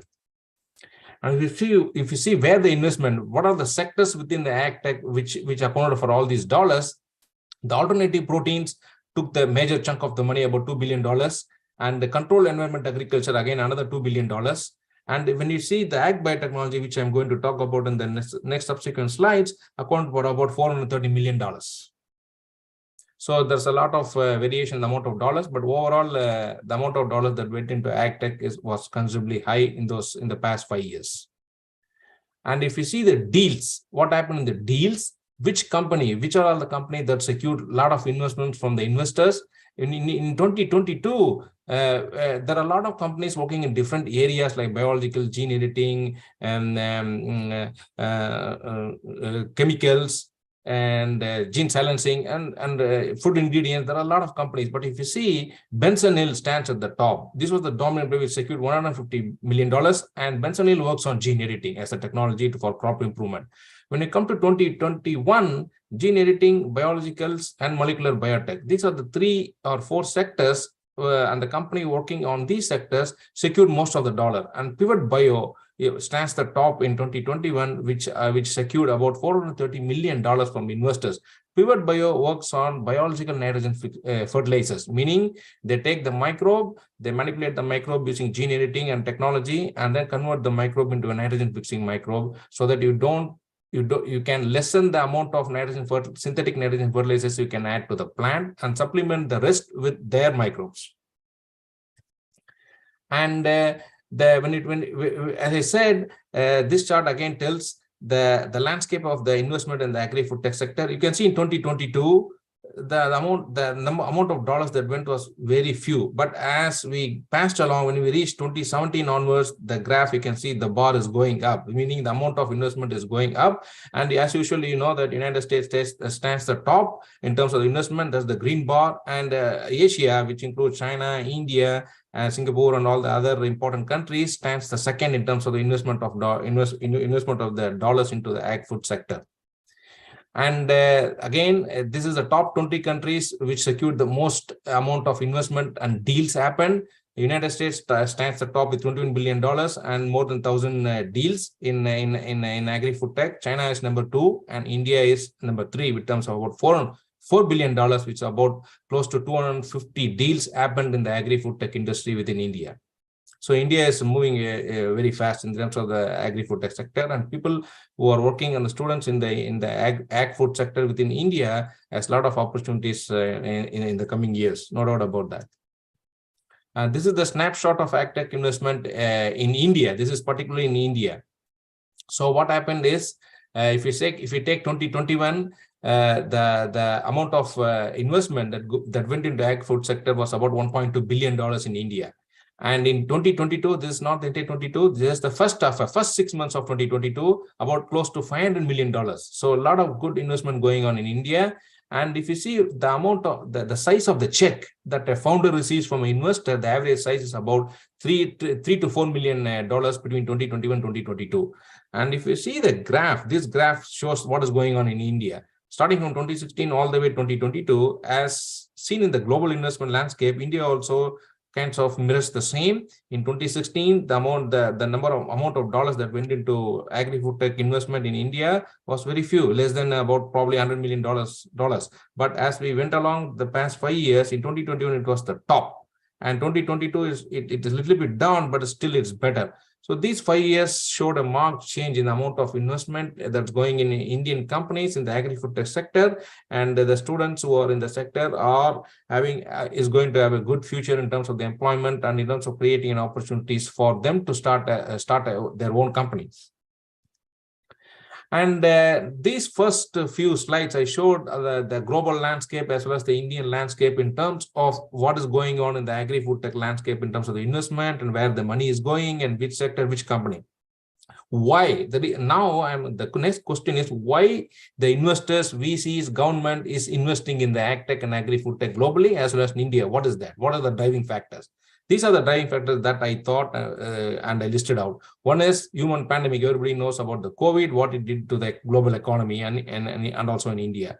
And there is something in addition to the human pandemic, there's something called crop pandemics, which people are not talking about, but actually this is brewing. People are talking COVID, but people are not talking about the plant disease, but it is on the backdrop, this particular thing is emerging. There's something called TR4 disease in banana, which is going to wipe out the banana, coffee rust, wheat blight, potato late blight, and these diseases can wipe the entire crop, entire concerned crop, and that will be devastating to the economy. And the climate change, everybody knows about climate change, and it's kind of the extreme heat, extreme rainfall, drought, salinity in the soils, soil degradation. All these things leads to the loss in the productivity of the crops and the loss of the land. So again, that is a driving factor. And the global conflicts, like for example, Russia and Ukraine war, that kind of led to the fertilizer price in the fertilizer hike, and the supply chain was arrested. And also the wheat and the sunflower and many of the other commodities that come from that area was blocked. So that led to the increase in the inflation and the food price. And shrinking water and land resources, rising cost of ag inputs. Ag input means it's fertilizer, pesticides, biostimulants, and whatever it takes to grow the crop. Those costs are increasing. That's why we see the cost of the food that is increasing in the grocery store. And many people are not available. Human resources not available for agriculture workers. And global urbanization, because everybody wants to move to the cities nowadays. So there is a huge population increase in the urban areas, and that is contributing to the increase in the food demand. And biotic and the abiotic stress, biotic from the diseases, pest, pathogens, and abiotic stress from the drought, water stress, salinity, and all those abiotics, heat stress, etc. And of course, in general, overall, the population increase, it's about 8 billion we are now at this stage in the global population, and is expected to reach about 10 billion in the next 20 to 30 years, and which is a huge number, and so many extra mouth to feed. So that means you need to produce more food with shrinking resources. So there's a huge strain on the global agri-food tech sector to produce more food with shrinking resources. That's where the new technologies needs to be evolved and adapted by the respective countries and the respective stakeholders. And this slide shows what are the technologies in the agri-food tech sector that can feed into the innovations and in order to meet the demand of the global food production with all these constraints. One, gene editing is the talk of the town, is one of the key technology, and GMO is there for the past 30 years, and plant molecular forming using plants as a bioreactor to produce proteins, and precision and speed and molecular breeding, which can cut down the number of years to develop a trait in a crop. And synthetic biology, which is another important technology, is the talk of the town, and which is the synthetic biology applies to every industry, not just agriculture, pharma, medicine, you name any industry, material, textiles, every industry synthetic biology is applied. And of course, the alternative proteins in the form of cellular agriculture, meaning cell-based meat, plant-based meat, and proteins, precision fermentation-based proteins without the need for animals. So get rid of animal agriculture, which is one of the key cause for the climate change. So produce those animal proteins like milk proteins, like chicken, meat, everything via plant or via microbe. That is alternative protein. And of course, biopesticides is another important area that is growing very fast. And that is one of the key technology that is coming up. And biostimulants and kind of biofertilizers, which can kind of be a substitutive or alternate to the synthetic chemicals. And of course, you have the precision agriculture in the form of our mechanization, robotics and mechanization, and climate smart agriculture, along with the artificial intelligence enabled climate smart agriculture in the form of drones, sensors, automated irrigation, GPS, and all the other technologies to kind of help the growers and the farmers produce more food with less resource. And of course, when you produce all the food, not all the food reaches the table of the consumer. In fact, 50 to 60% of the food gets wasted. Whatever is produced gets wasted. It doesn't even reach the consumer's hand. Why? Because we don't have a good food waste loss mitigation technologies and shelf-life extension technologies. So there are a lot of companies now working on to evolve these technologies so that we can preserve the food we produce, and more mouths can be fed, because this food waste loss is alone, according to the FAO, is about $4 trillion market cap. $4 trillion amount of food is wasted. And soil health, in order to produce all this food, we need soil, because plants has to grow in the soil. So soil health is one of the key, which is degenerating or disintegrating as we speak. So people are coming up with technologies and regenerative agriculture technologies to maintain the soil health and improve or enhance the biodiversity in soil that can promote the yield and growth and plant health. So now, I have mentioned so many technologies in the previous slide. In today's session, because we don't have time to go deep dive into all the technologies, I'm just going to talk about gene editing as a technology that can be used to generate traits and improve crops in a short time compared to the old method of breeding. So what is gene editing? Gene editing, as everybody knows, it's about precise tweaking of the DNA at the precise location, so that particular change can result in a given trait that will be useful for generating crops of desired agronomic traits. So why we have to practice gene editing? Before gene editing came, gene editing is now 10 years old. 10 years before Jennifer Doudna discovered gene editing, and she from University of Berkeley, here in California, Berkeley, and she and her partner won the Nobel Prize for that. But before gene editing came to the picture, the seed industries were using what is called as a crossbreeding, conventional breeding, which took about 10 years to develop a new crop variety. And then came mutation breeding, which took another also 10 years to develop a crop variety. It's a long time. And then 30 years ago, first GMO, genetically modified crop, was introduced, which again takes about $300 to $500 million of investment, and about 12 years to get a genetically modified crop into the market. So it's a long time, and sufficient amount of investment. And then came gene editing, and the important feature of gene editing that distinguishes from the other three methods, old methods, is the time and the amount of money. It takes about only 4 to 6 years to develop a gene edited crop and bring it to the market. And the amount of dollars we spend also is about only just 50% of other technologies. So that's why gene editing is so important. And many countries and multiple stakeholders in a given country are realizing the importance, and is getting approved as we speak in many countries. So So as you can see here, it's about only 1-2 cycles in gene editing, whereas in multiple cycles in the conventional breeding. So there's a huge reduction in the time to develop a new variety via gene editing. So this is in advances in genome editing. And now we talk about, everybody knows gene editing means people naturally talk about CRISPR-Cas9. That's one of the world's famous enzyme that is used in gene editing across industries, not only in agriculture, pharma, medicine, everywhere. But before Cas9 came into picture, before 10 years, there are other gene editing tools way back in 1996. First one was zinc finger nuclease, and then came meganuclease, and then came talents. And then in about 10 years ago, CRISPR-Cas9 came into existence.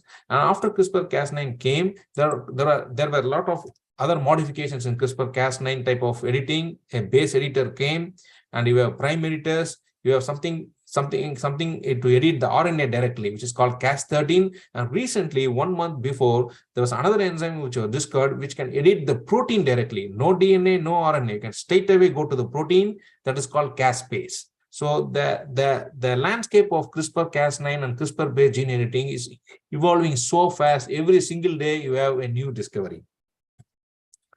And as I told, this is how the four major nucleases for gene editing, and zinc finger nuclease is one of the old one, and very few people are using this now. And Talon again is a little bit old. There is only one company that uses Talon now for gene editing.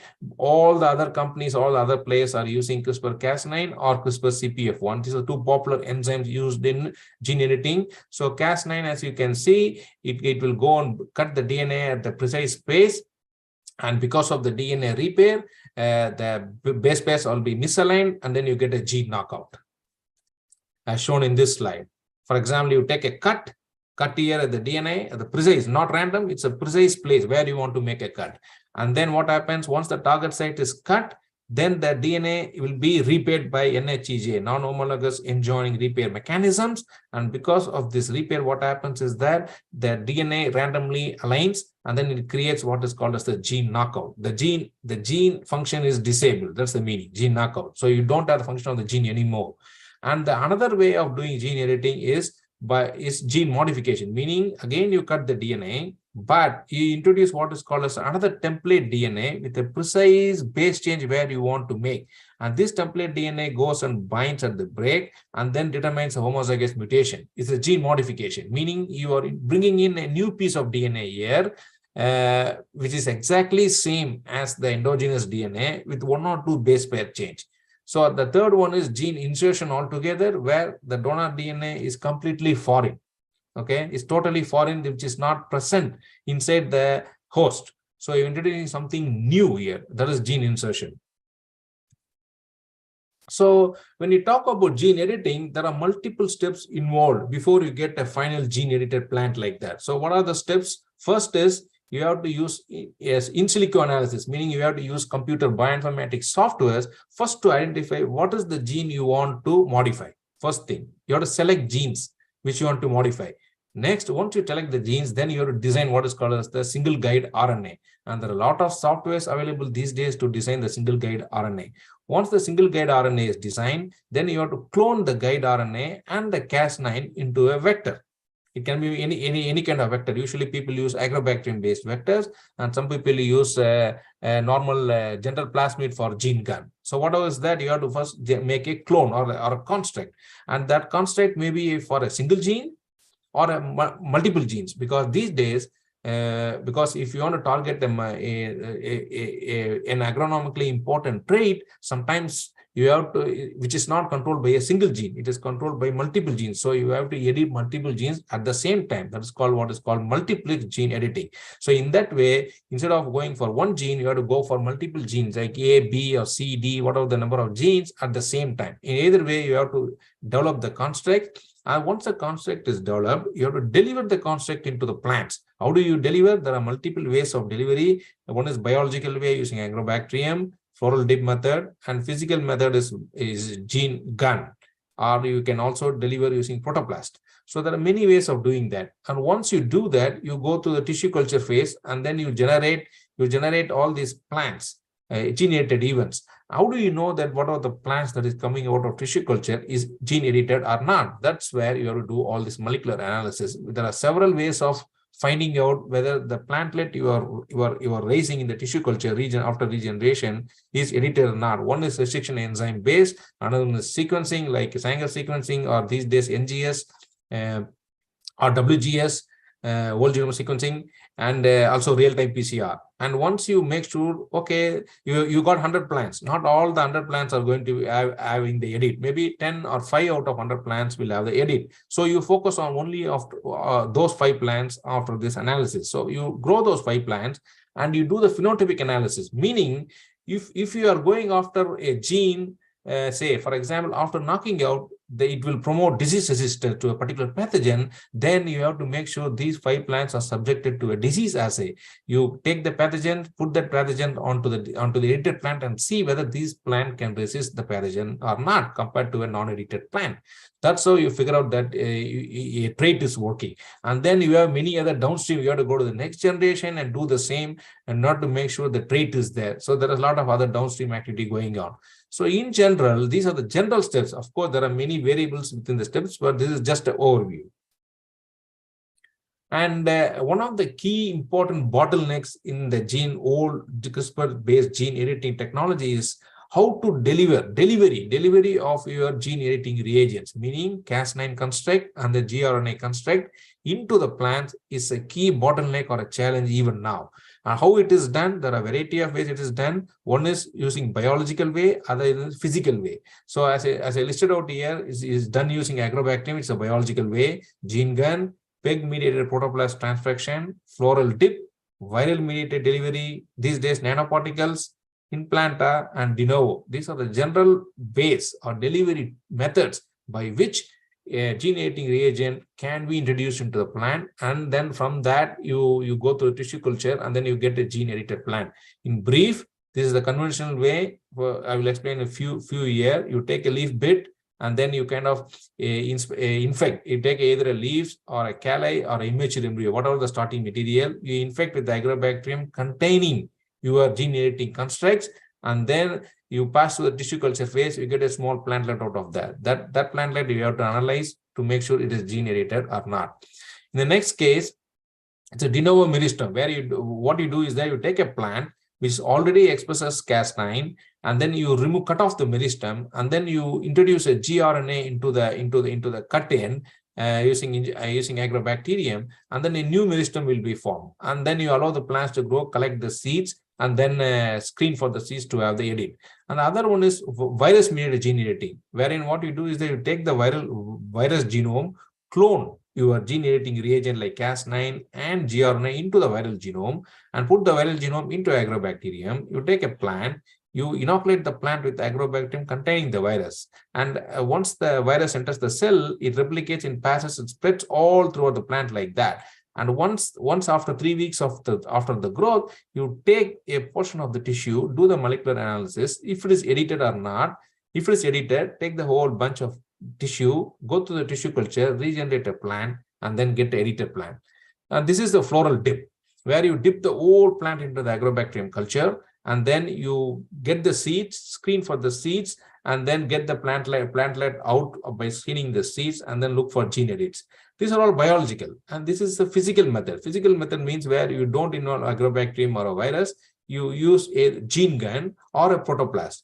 So you take a construct either in the form of a plasmid or just the Cas9 mRNA and gRNA, and then mix that in the lab to create what is called as the RNP, ribonucleoprotein, and that is bombarded using a gene gun into the plants, explants, and then go to the tissue culture and then get a gene edited plant. Or you can just isolate a protoplast from a plant and then transfect the protoplast with this construct, and then again protoplast has to pass through multiple tissue culture stages before to get a gene edited line. So there are multiple ways of doing that, and not one method will work for all the plants. You have to optimize which is the best method for a given plant. Whether if you're working with rice, then you have to optimize a method. If you're working with the potato, you have to go for another method. So there's a lot of optimization involved in the upstream process in the gene editing.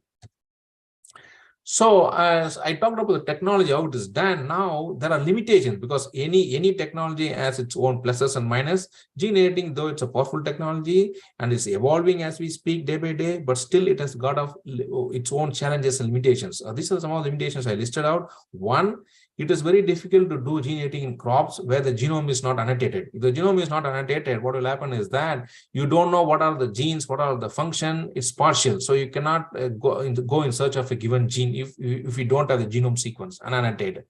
And it's also a complex in doing. It's very difficult in doing genome editing in polyploid heterozygous crops. Polyploid crops means where you have more than 2 sets of chromosomes, meaning 4 sets, 5, 6 sets. For example, take potato, if we take corn, there are many tobacco, there are many other plants where you have 5, 4, 5, 6 sets of chromosomes. That means you have 6 copies of a given gene. So if you're going after one gene, there are 6 copies. So you have to edit all the copies at once in order to get a trait, homozygous trait. So that is very difficult.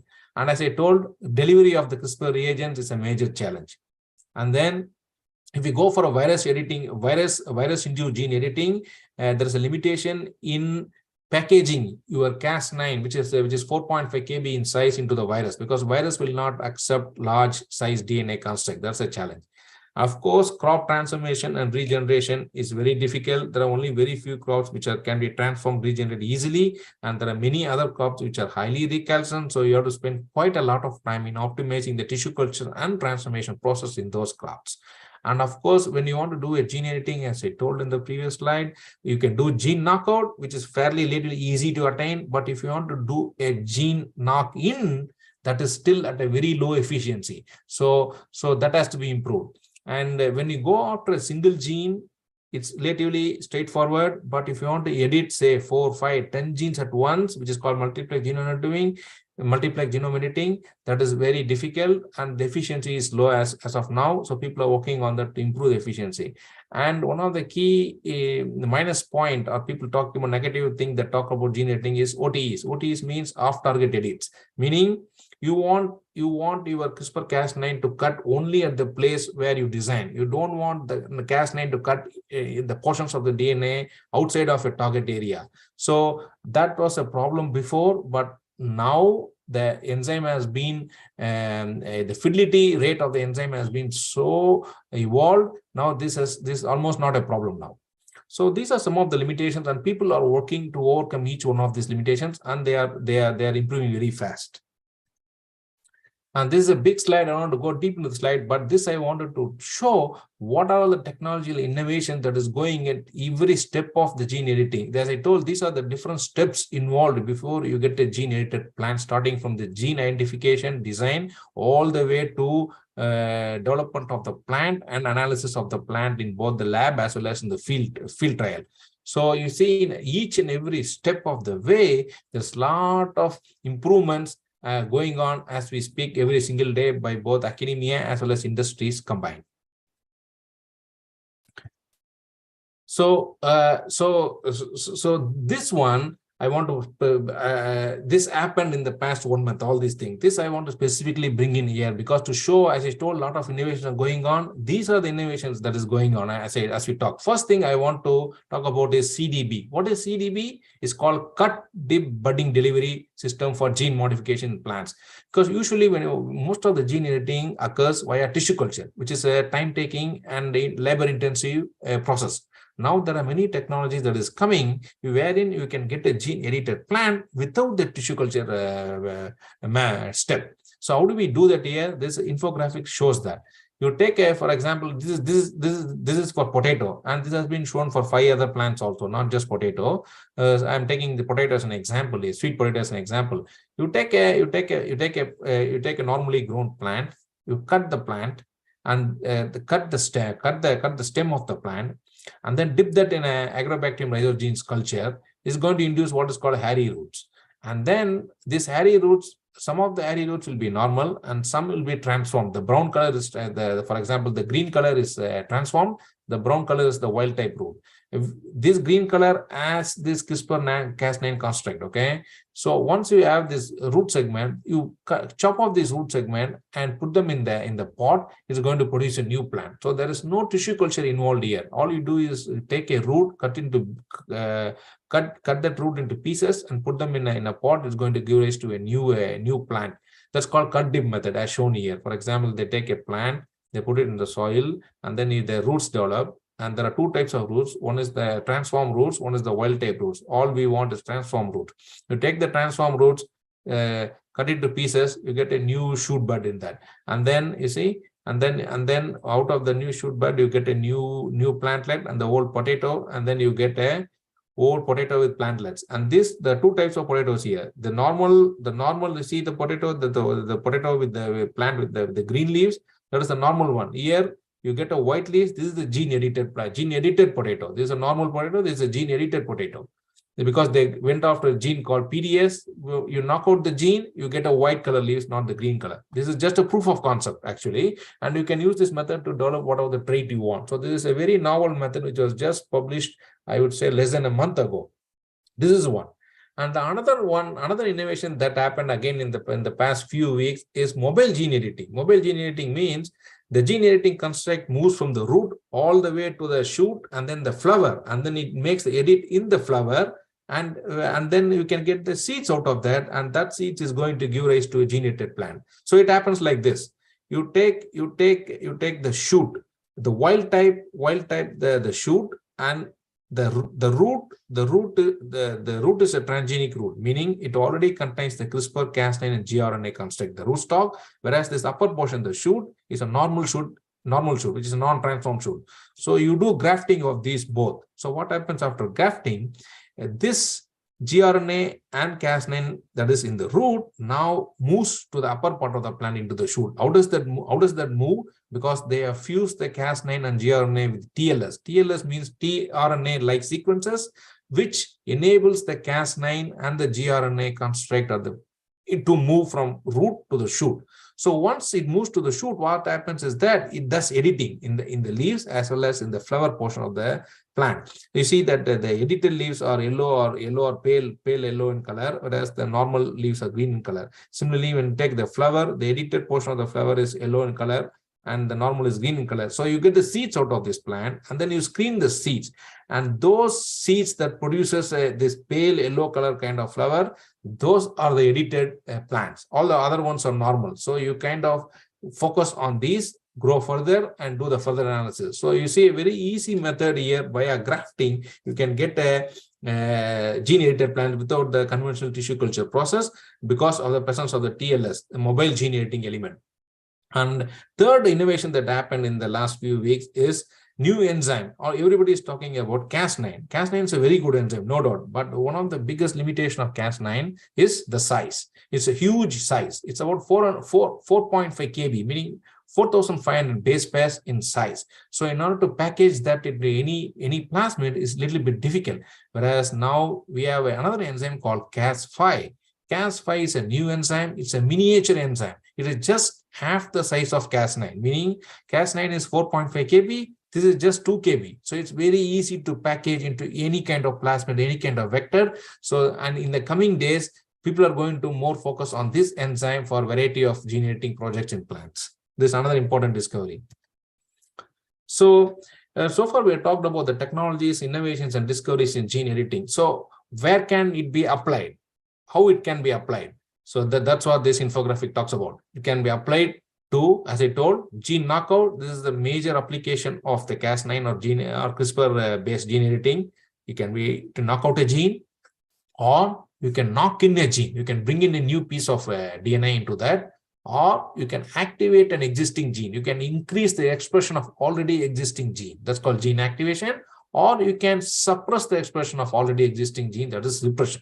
And then you have base editing. Base editing is you just change one base to other base. For example, if you want to change, say, C to T, you use CBE editors. If you want to change A to G, you use ABE editors. So it's called base, just single base change. And then you have epigenome modifications. And then you have imaging. and then nuclear rearrangement. And recently, all these things we are talking about at the DNA level. But now we see with the past 5 years, RNA editing is coming into picture. You can directly edit the RNAs of DNA, but not using Cas9. Cas9 only cuts DNA, whereas you have another enzyme called Cas13, which you can directly use and cut the RNA directly. That can be used to develop virus resistance in plants, because most of the viruses are RNA based. And another one is called protein editing, which is not shown here, but that is very recent discovery, where you can use the caspase enzyme to directly cut the protein itself. No DNA, no RNA. Directly you can go to the protein. So it's used in a variety of applications as listed out. And what are the benefits of this gene editing? One of the key applications or benefits of genome editing, in addition to trait improvement and other crop modifications, is to mitigate climate change. So as I told, climate change is creating an havoc on global agriculture, and decreasing productivity and a huge loss to the growers and the farmers all over the world. So gene editing is one of the climate smart technology that can be used. How it can be used? It can be used to build tolerant traits like drought tolerant, heat tolerant, flood tolerant, and also to resistant to pests and the pathogens. And it can be also used directly to mitigate the carbon emission, to sequester carbon. That is, you develop a plant with the increased photosynthesis efficiency. That means that's going to suck more carbon from the air. And also, if you develop a plant with the more branched and deep penetrating roots, that means it's going to sequester carbon and deep into the soil. And then domestication. There are a lot of wild plants available, which is not ready for human consumption now.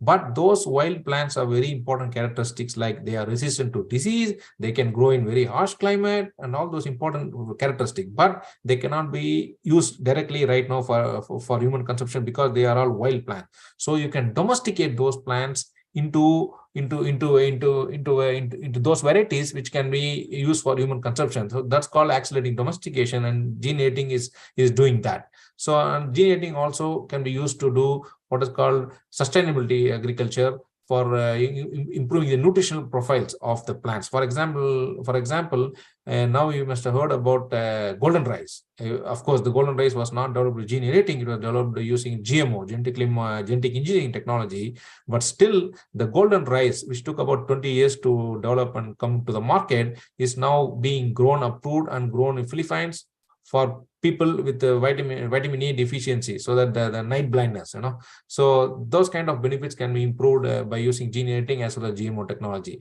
And this picture talks about the crop pandemic I was talking about in the earlier slides. You take banana. Banana is attacked by a disease called Fusarium wilt. This is talked as one of the most important disease of the world.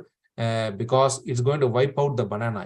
There's no control right now. If you don't develop a control, it's going to wipe out the entire banana on the planet. Other one is coffee rust. This again can wipe out all the coffee plantations. And potato leaf blight. This is called the Irish famine. This disease is threatening potato cultivation everywhere in the world. And Xylella fastidiosa. This is a bacteria that causes Pierce disease in olives, grapes, and other plants, that particularly olives in Italy and other European countries where olive is grown for olive oil and other things. The entire olive acreage is lost because of Xylella. And you have grape, downy mildew in grapes caused by the fungus, which is again an important threat. And this can, if the conditions are favorable, it can wipe out the entire wine industry. So all these are crop pandemics. So people are working on finding out ways to mitigate all these challenges. And gene editing is one of those. And when it comes to gene editing, after you develop a product, for example, an industry is successful in developing a product, they have to now get the product to the market. For that, they need to get approval from the regulatory bodies of a given government. So getting a regulatory approval is a key stage before bringing a product to the market. So this is how the gene edited products are regulated. When you take conventional breeding, where the seed companies are developing the huge amount of varieties, it's not regulated. Whereas if it comes to genetically modified GMO, it is regulated by all the nations. When it comes to gene editing, it varies. Certain countries, as we speak, about 19 or 20 countries, they are okay with that, including India, is not regulating. but vast majority of the countries as we speak, still they don't have a framework, or they don't have, they consider gene editing as equivalent to GMO, which is wrong from my perspective, but things are changing as we speak. So this is how a regulatory process works when it comes to approving a gene-edited crop by a regulatory body of a given government. So when you take gene editing, as I told you, you take a DNA, the Cas9 or any enzyme cleaves the DNA at the specific point, and then you have three methods. In the first method, which is called SDN1, site-directed nuclease 1. Okay, where there is no DNA template, all you make a cut and the DNA is repeated by itself. In the second pathway, cut is there, but you introduce your DNA, external DNA template, which is exactly similar to the existing plant DNA, except for 1 or 2 base change. That's it. That's called SDN2. Third one is totally foreign DNA. This piece of DNA is not present in the plant. You are bringing something foreign totally. That is called SDN3. So SDN1 and SDN2 is approved, meaning they're exempted from regulation, not treated as GMO, and the final product is not GMO. It is only gene edited. And if you go via this method, the time is approximately 5 years, and the cost is $10 million to $50 million to develop a product and bring it to the market.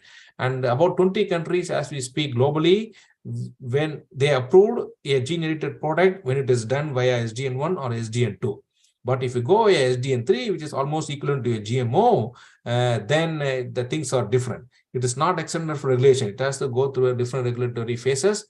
It is treated as a GMO, and the product is called GM, genetically modified plant. And the time is 12 to 15 years to develop a product. The cost is, I put it as 25 million, greater than $25 million, but actually the cost is about $300 to $500 million. It's a lot of money. And when it comes to the process by which it is regulated, there are two approaches the countries take. One is called product-based approach, other one is process-based approach.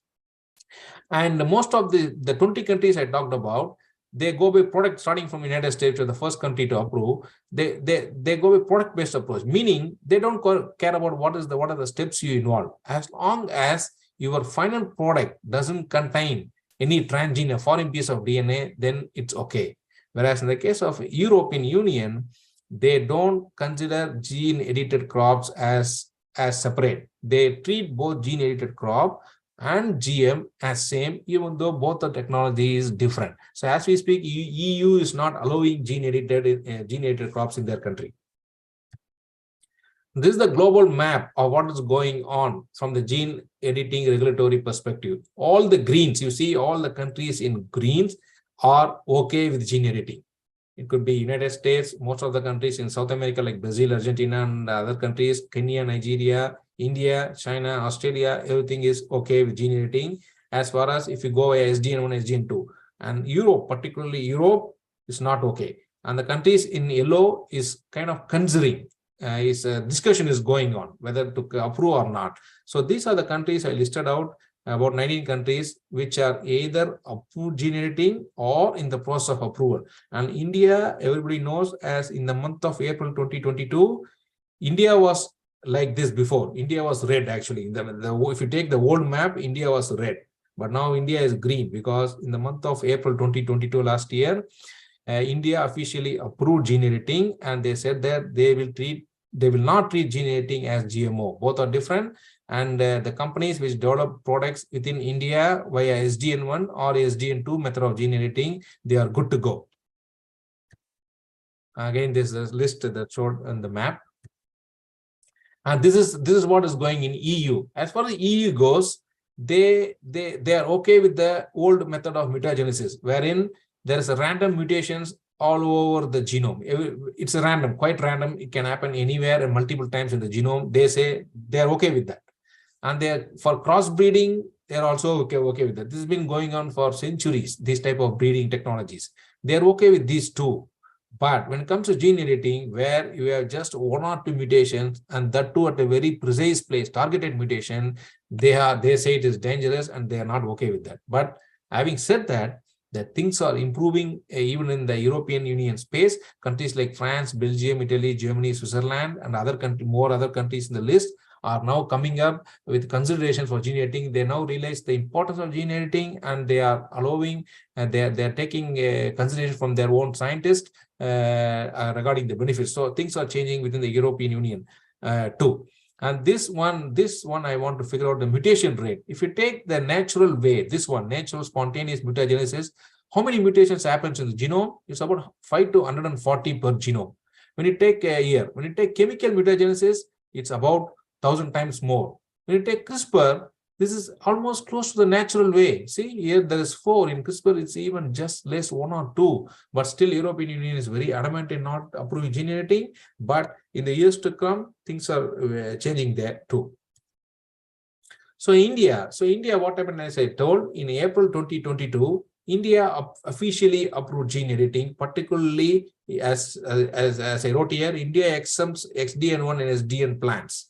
Gene editing via these two processes. So a lot of other Indian, both public as well as private sector in India, are working to develop traits and agronomically improve important traits in a variety of crops, including rice, oil seeds, maize, pepper, you name tomato, you name any plant. There are a lot of gene editing work that is going on in India right now, and soon, maybe in 3, 4 years, 5 years from now, Indian market is going to see a lot of gene edited products approved and released. And one of the product that is forecasted to be released by 2026 is drought-resistant and genome-edited rice that is resistant to drought. Because India is facing a lot of heat in the summer, so they want some varieties that can withstand this heat. So they're using genome editing to create that kind of genome-edited drought-tolerant rice. And they already shown that the genome-edited rice shows increase in the yield under the drought condition, about 30 to 35% increase in the yield. So this in 2026 is expected to come to the market. And there are many other products in the pipeline, both the cash crops as well as in horticultural crops. And India, in addition to gene editing, they're also having a positive consideration to GM crops too. In India, if everybody knows, the only GM crop that has been cultivated in India for the past 15 years or so is cotton. It is not a food crop. It is only a textile or a fiber crop. Okay, it's a feed crop. So other than that, India has not allowed any food crop, GMO-based food crop, to be cultivated within India. And now India, after all these years, finally India recommends the release of GM mustard, which is developed in Delhi, University of Delhi. So this GM mustard will be the first food crop to be cultivated in India if everything goes well. So as I told you, there are both pluses and minuses for any technology. In terms of genome editing technology, there are benefits, there are risks. Of course, always in here, if you see benefits kind of outweighs the risk. What are the benefits? As I told, it's a low cost, it's very precise, and the time it takes to develop a crop is just 5 years compared to 10 or more than 10 years in other technologies. And it can be used to develop all kinds of crops like disease-resistant crops, climate-proof crops, high yield, nutritional content increase, reduced food waste, post-harvest loss, extended crops, and to meet the climate change. And when it comes to the risk, people are talking about non-target edits or the off-target edits, and this risk is now almost not there with the evolvement of the technology. And the IP landscape is one of the key risks for the genome editing technology, because the IP is owned only by 2 or 3 companies, and everybody has to go on license with them. That is one of the big hurdles now, and people are working on that too, to kind of making it more transparent, making it more easy to secure a license for the new entries. And crop transformation, regeneration, feasibility is another kind of risk or hurdle, which again people are working on. And the most important thing is that the developing countries doesn't have infrastructure to do gene editing. And so a lot of other NGOs and the non-profits, FAOs and the World Food Program, they're all investing in developing infrastructure in developing countries. And of all the important things, there's a huge misconception among the consumers because they don't know what is the difference between a GMO and what is the difference with gene editing. They think both are same. That misconception is one of the biggest hurdle. And now there is a lot of science communication workshops and forums being held in order to educate the consumers and the public about the key differences between GM technology and gene edited technology. And that is and the public conception is now getting improved actually. Science communication team is working very hard to spread the message to the public. So things are moving in a very positive direction. And as I said, one of the important benefits of gene editing is that even the startup companies can come up with the gene edited trait very easily compared to GMO. In terms of GMO, only big companies which has tons of dollars, which can spend $500 million, can afford to take the GM project. Whereas in the case of gene editing, even a startup is working, many startups are working to develop gene edited product. You can see in the USDA website, if you see, there are about 168 entries to date. It refers to many gene edited products. If you see the 168 kind of entries, if you go through the 168 entries, maybe 5 to 10 are from the big global companies like Bayer and Syngenta and KWS and all those things. And around 80% of this entries is from startups or mid-sized companies. That is the feasibility of technologies with gene editing. And if you see what are the gene editing products that is available or coming to the market, there are many things. Sulfonylurea canola, which is developed by CBER, this is one of the company I work for personally in San Diego, California. And you have non-browning mushroom, you have disease-resistant wheat, you have waxy corn with more aminopectin for industries, and you have high oleic soybean, which was developed by a company here in the US. So a lot of companies, a lot of products that is lined up for the release for the global market. And this is a sample of the gene editing industries. And these two slides is going to tell you about what are the products in the market and what are the products that is being worked on. As I told, there are only 2 products as of now, as we speak globally, that is approved and released into the market that was developed by a gene editing. One is GABA tomato. What is GABA? GABA is gamma aminobutyric acid enriched tomato. This tomato was edited to make more GABA that is used to regulate the blood pressure. So people with high blood pressure, they can consume this tomato to regulate the blood pressure in them. Next one is high oleic soybean. This was developed in Japan, and this was developed in the United States. And this was the very first product to approve and come to the market. This high oleic soybean with the good fat, not the bad fat.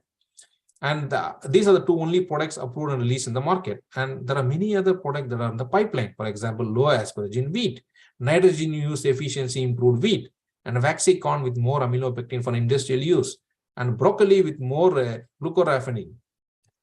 And you have disease-tolerant rice, high-yield improving rice, early flowering tomato, salt-tolerant tomato, heat-tolerant tomato, and soybean with more seeds in a pot so that you get more seeds per plant. And cover crop which can kind of bring economic value to the farmers during the winter in the Western countries. And the potato virus Y-resistant potato, and semi-dwarf high-yielding canola. You just have a shorter canola and then with more yield, and canola with a reduced pot shattering. So these are some of the examples I listed. There are so many other projects being done both in the public and the private sector all over the world, and many things are going to come in the next few years. So these are the points I listed out for an ideal regulatory policy. What are the policies that should be taken into consideration before a government or multiple stakeholders in one country to come up with regulatory policy? The regulatory policy should be based on science. It should be data-driven. And that includes social and economic considerations. It has to take into account the picture food security and sustainability and the use of biodiversity, and it has to be compliant with the biosafety measure. And most importantly, the regulatory policies should have the confidence of the consumers and the public. Okay, and multiple stakeholders should be involved in framing a regulatory policy. Not only scientists, not only the government people, farmers and consumers and public should be a part of that. And their views should be taken into account in framing a policy. And it has to be clear, it has to be time bound, and it should not be influenced by any politics or any religion. It has to be merely science-based. This I will skip. Of course, this slide shows that CRISPR is one of the technology that can be used to kind of eliminate the difference between the food production and demand and meet the FAO's goal of zero hunger. This one I want to talk about. As I told, public perception of gene editing is a key feature in the success of this technology, and this is improving. This was negative maybe 6-7 years before. The public did not perceive the gene editing very well. They thought gene editing and genome genetic engineering GMO plant were the same. But now things are different. As you can see in some of the journals that's published, public perception is increasing in a positive direction, is moving in a positive direction, and consumers are opening up to gene-edited foods in globally. So what are the big developments which I'm seeing in the next 5-10 years that's going to happen in the gene editing space? So far, we are talking about editing with reference to DNA and RNA in a single gene and a multiple gene in bits and pieces in the DNA. But now things are going in different directions. They're going to people already the companies are working in editing the whole chromosome itself. So chromosome editing is going to be big in the next years. Prime and base editing, of course.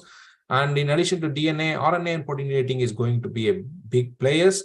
And not only editing the DNA in the nucleus, people are already started editing the DNA in mitochondria and chloroplast, which is called organelle editing. That's going to improve or enhance from now, and more product is going to come now, and the market is going to improve for the gene editing as a whole. And as I told, these are the only two products available in the market. One is soybean, other one is tomato. Okay, so with this I will skip. This is the gene editing past, present, and future, and the same thing. And these are some of the companies in the gene editing, the global. This is global. This is particularly in India. These are the companies in India working on gene editing. There's just a few. There are so many other companies working on the gene editing scenario within India. So with that, I'll end my presentation, and then I can take a few questions. Yes, sir. Thank you, sir. Thank you so much, sir. Thank you for the brief insight on gene editing. It was great learning from you. So also now the time is up. It's for a question and answer. So I request all the participants to drop your questions in the chat box. So there are a couple of questions which have been asked. So one of them is, can gene editing discovery be done by generative AI and data driven? Yes, AI is being already in some of the companies, like global companies like Syngentas and Bayer and BASF. These are all global companies in the seed and the traits sector, agriculture sector. And if we take this sector, and also there is a company called Benson Hill in St. Louis. They use cloud AI-based platform in gene discovery, because all this AI, machine learning, data analytics, or data science is in the upstream of the technology, particularly in silico analysis. Like, it enables to dissect the genome of a given plant and find out what are all the genes that can provide that can offer a trait. It could be for drought resistance or disease resistance or whatever it wants. Yes, the simple answer is yes. Okay, sir. Thank you, sir. And one more question is, why are genetically modified organisms, not GMOs, not adopted by to the nation as compared to gene-edited plants? Yes, because that's because there are multiple facts in that. It's not a simple answer, I would say. But from my perspective, why is that? Most of the countries, there are about, as we speak, the GMO came into existence in 1994. That was the very first time a genetically modified soybean was released. That was developed by a company called Monsanto here in the US. After that, if you take the past 30 years, there are about 30 to 35 countries all over the world. They have accepted GMO. They are growing the GMO in their lands, in the agricultural lands, in all these 30 countries we're speaking. India, as I said, only cotton is approved as of now, and nothing other than cotton. Why these countries are not approving? It's based on there are religious beliefs, politics. There are so many other negative and negative NGOs taking kind of misguiding the people. About saying that GMOs hazardous to the environment, hazardous to people will die if they consume GMO, and all those negative talks without being science there. Those talks are not driven by science or data.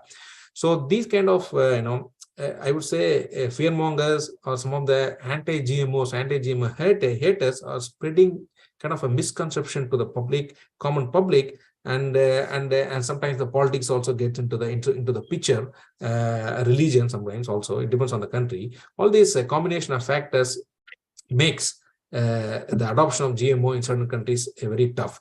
But the science very clear. It's very clear because if you take why it takes 15 years to get a GMO product into the market, reason is they have to do so many tests for at least 5 years by regulatory bodies. They spend about $200 million in doing these tests before it gets approved. All these toxicity tests, health tests for humans, for animals, for insects. They have to undergo a rigorous process before a GMO crop is approved, and only then the government or regulatory body gives approval for the commercial release of a GMO crop. But slowly, even some of the hard countries are now realizing the effect. For example, if you take Europe. Europe is a very hard country. There is not even a single GM crop that is grown in Europe for human consumption. But they import GM soybean, GM canola, and GM alfalfa, wheat from other countries, not for human consumption, but for animals, to feed the animals. They're okay with feeding the animals using a GMO crop, but not for human consumption. So, but things are changing. Okay, sir. Okay.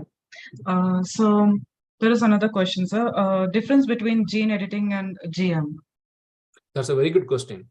The simple answer is, there's a lot of technical answers to that I can go on, but the simple answer is, in GMO, you are inserting a foreign gene, meaning that foreign piece of DNA is not actually present in the plant, originally present in the plant. You are bringing that foreign piece from different sources. That source could be some other plant, or a microbe, or a bacteria, or a virus, or a fungus, or a nematode, or any other foreign source from where the DNA is sourced and inserted into this plant.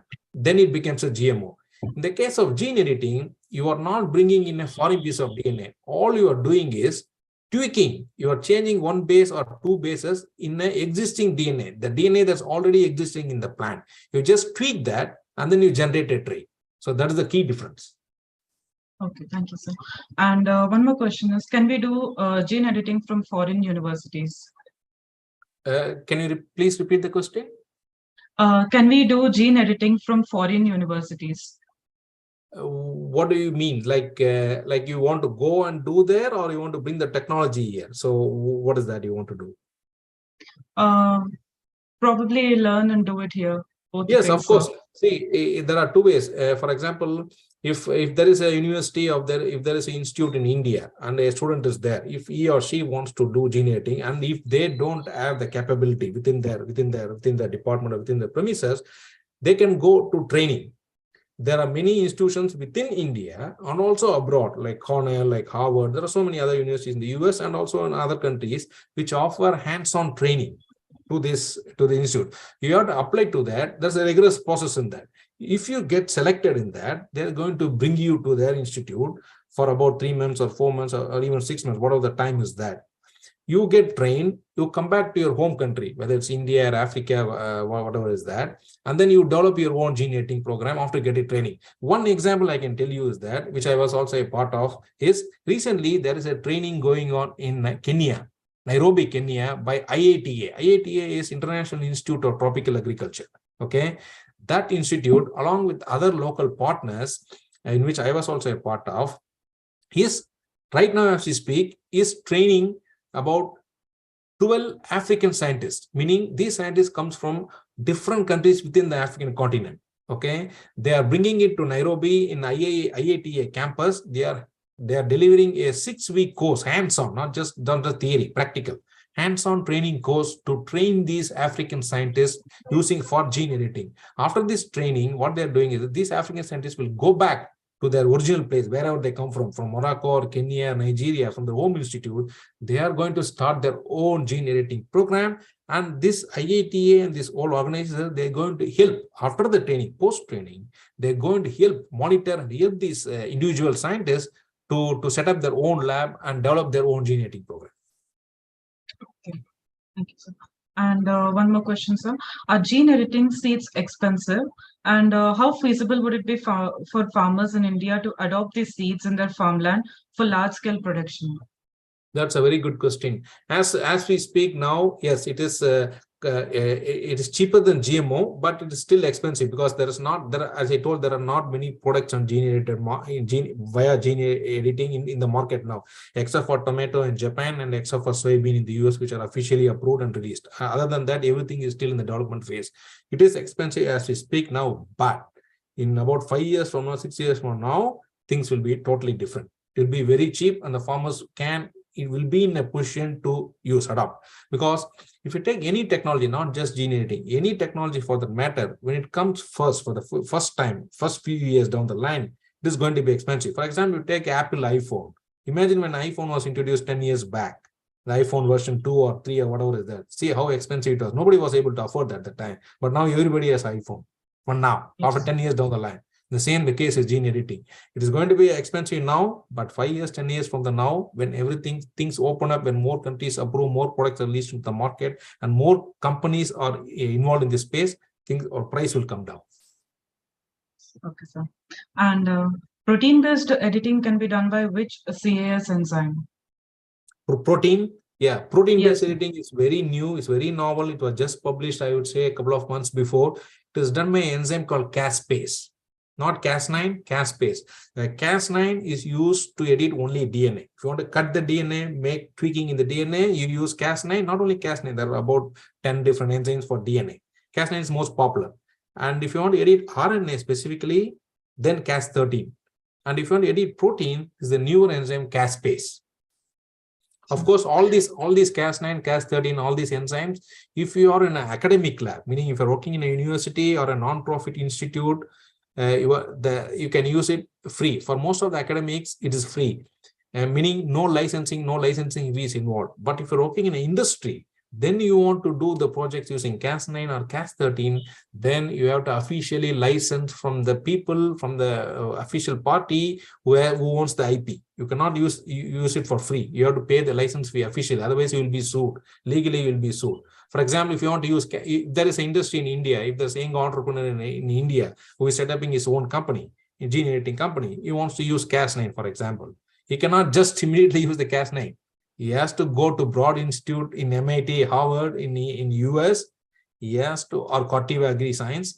He has to officially pass through all the paperwork, pay $2 million or something like that, and officially get the license, then only he'll use. Otherwise, he will be sued legally. Yeah, Okay, so that is the difference between academia and industry.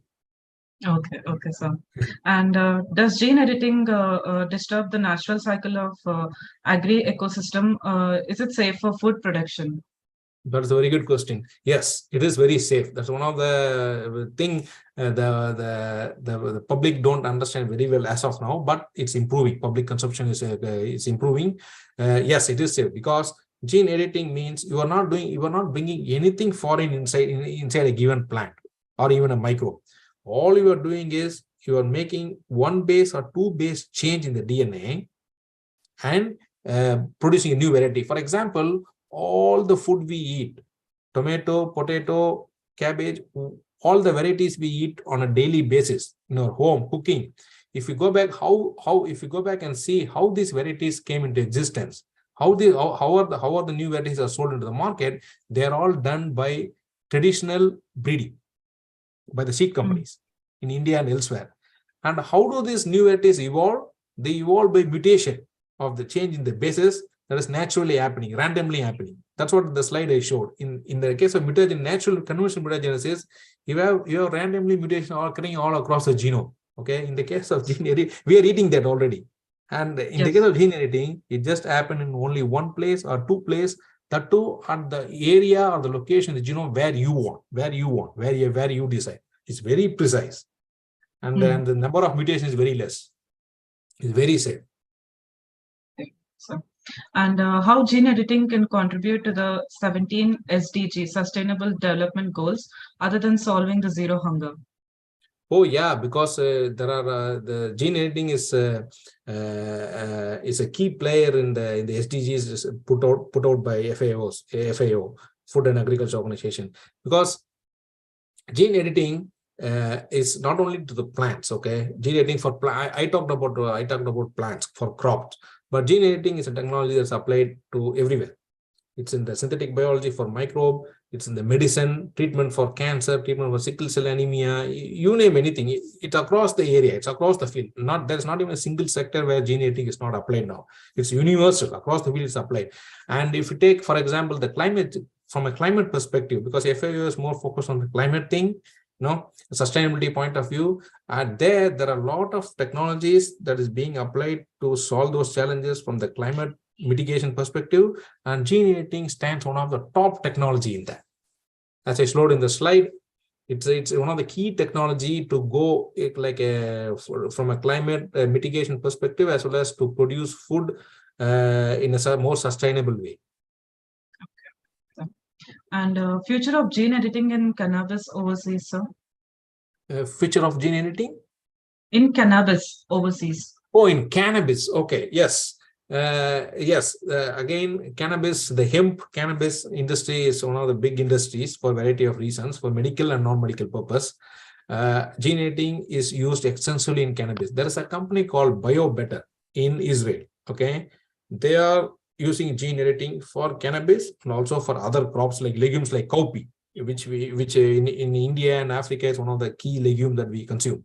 When it comes to cannabis, BioBetter is there are a lot of companies involved in using gene editing in cannabis, but BioBetter is one of the companies in Israel.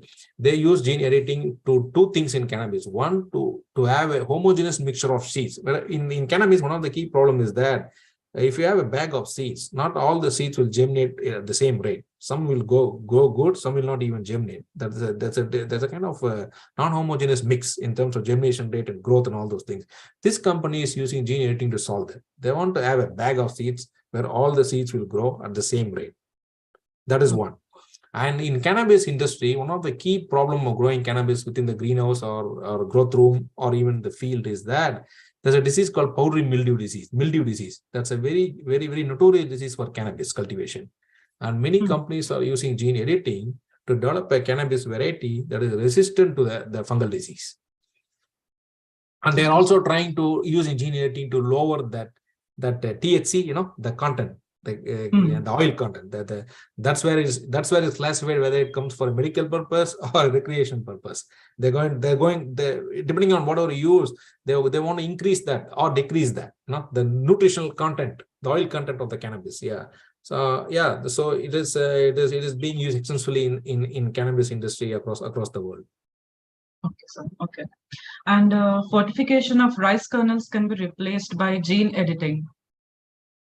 Fortification, yes. Of rice kernels. Yes. Yeah, biofortification is another area where gene editing and GMO both are used. Previously, GMO was used, but now in the past 5-6 years, people have turned to gene editing because it is it's relatively easy to do compared to GMOs. Yes, it is being done, and that's why I told you in GMO. One of the key that is now planted, harvested, and used, cooked, and even consumed is Philippines, where they have used GMO. It's called golden rice. The rice grain will not look white in color. The regular rice we eat, it will be golden brownish in color. The reason why, it contains vitamin A.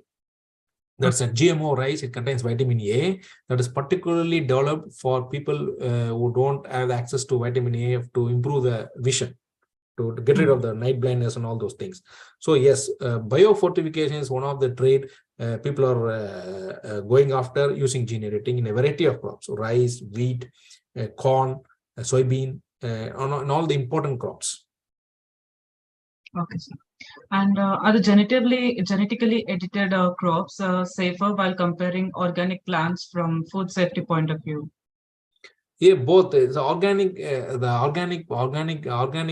food or organic plants or plants in general, they are grown without the use of synthetic chemistries. Because normally the food we consume, 90 or 95% of the food that comes from crops grown in a farmer's land. A farmer uses pesticides, herbicides, fungicides, all those chemical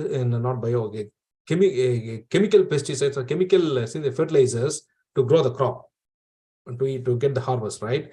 In the case of organic, he uses natural way, he uses biological way, he doesn't use any chemistry to grow. But organic food is safe, and the same applies to gene edited food. But the only difference is that organic agriculture or organic food cannot feed the whole population. It is good. It's good in the sense it's healthy. It is grown in a natural way without the use of any synthetic chemicals sprayed over the crop. But the amount of yield you get in a small plot is good enough for a few thousands of people. It cannot feed the whole world, the organic agriculture. Okay. And one more question, sir. How to morphologically identify GMO or a gene-edited plant? Oh yeah, that depends on the trait you use. There are certain traits where you can visually see, like morphologically visually see, and then say, okay, it is edited and this is not edited. But majority of the traits, you have to do the molecular analysis. For morphological traits, I can say, for example, pod shattering in canola. Canola is one of the oil-rich seed, and it's about I think it's the third most widely used oil in the world. Okay. If you take canola, one of the major problems is that the pod that comes out of the plant, it contains the seed, canola seeds. Even before it matures, it shatters. The splits open in the field. Then all the seeds are lost, it's sprayed over in the field, right? And the farmer loses that because the pod is the key from the plant, end of the day. So pod shattering should be reduced in order to prevent that. And one of the company I used to work for before in California, Cebus, uses gene editing to develop a canola plant with reduced pod shattering, negligible pod shattering compared to the normal canola. Now in the field, you can see the difference. Go and see the normal canola at the pre-harvest stage, at that stage, it burst open already. Whereas this one, the gene-edited one, it stays intact. And similarly, semi-dwarf tomato, meaning or a wheat, which is half the size of the original wheat, but it can produce more grains. Those things you can see visually, because the normal wheat is say 2 feet tall. Example, the semi-dwarf wheat with increased yield and lodging, rice and wheat, is probably 1 feet or 0.5 feet tall. Those kind of traits you can visually see and then morphologically see. But there are many other traits, improving the nutritional content, for example, disease resistance, and all those things. Some of the traits you have to do some molecular analysis and assays to find out. Okay, sir. Can we take one last question if time permits? Sure. Okay, sir. So could you think that gene editing can fulfill the requirements of world population? This is the question which I've been asked repeatedly by many people wherever I talk or wherever I go. In my view, gene editing is one of the technology. Not one technology will solve any problem in any field. It should be a combinatorial approach. It's a combination of technology. As I said, precision agriculture, biopesticides, alternative proteins, there's robotics, IoTs, climate smart agriculture areas, GMOs, gene editing, in some cases even organic agriculture, the natural way of agriculture, biofertilizers, even because we cannot completely eliminate chemicals from our agriculture. We can reduce, but we cannot. If we eliminate, nobody will have the food to eat. Use of the chemical agriculture in certain proportion, all this and controlled environment agriculture, meaning indoor farming. You grow the plants within a building, indoor farming. All these things together only can solve. Not one technology cannot solve this problem. That is my view. That is the that is the views of all the experts in the field. Yeah, it should be a mixture. It should be a combined approach. Not one technology is going to. Gene editing will play its role, but gene editing by itself cannot solve anything. So it should be a mixture of everything in proportion. Okay. Yes, sir. Thank you, sir. Thank you so much, sir, for taking time from your busy schedule and sharing this deep insights. We learned a lot from you today on such a brimming topic, actually. And thank you so much, sir. Thank you so much. And yes. Yeah, please go ahead. Yes.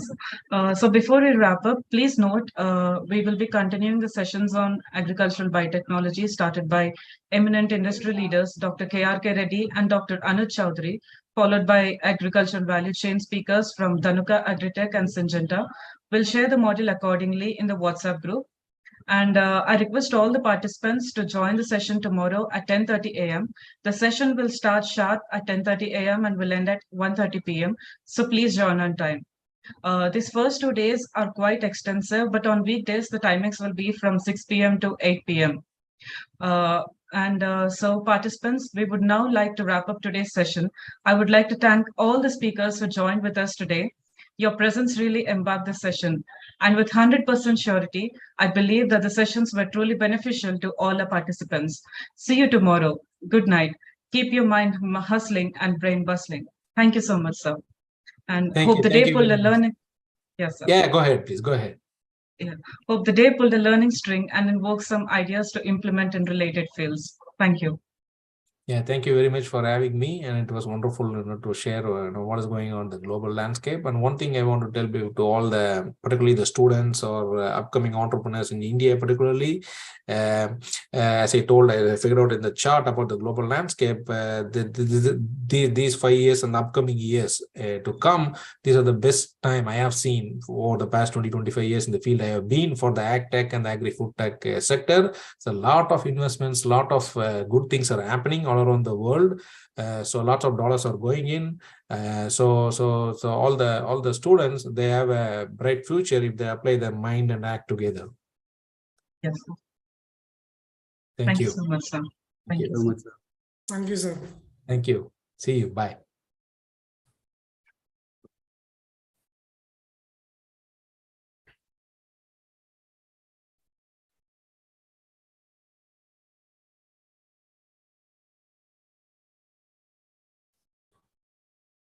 Thank you so much, everyone. We'll wrap up this session. Hope to see you tomorrow.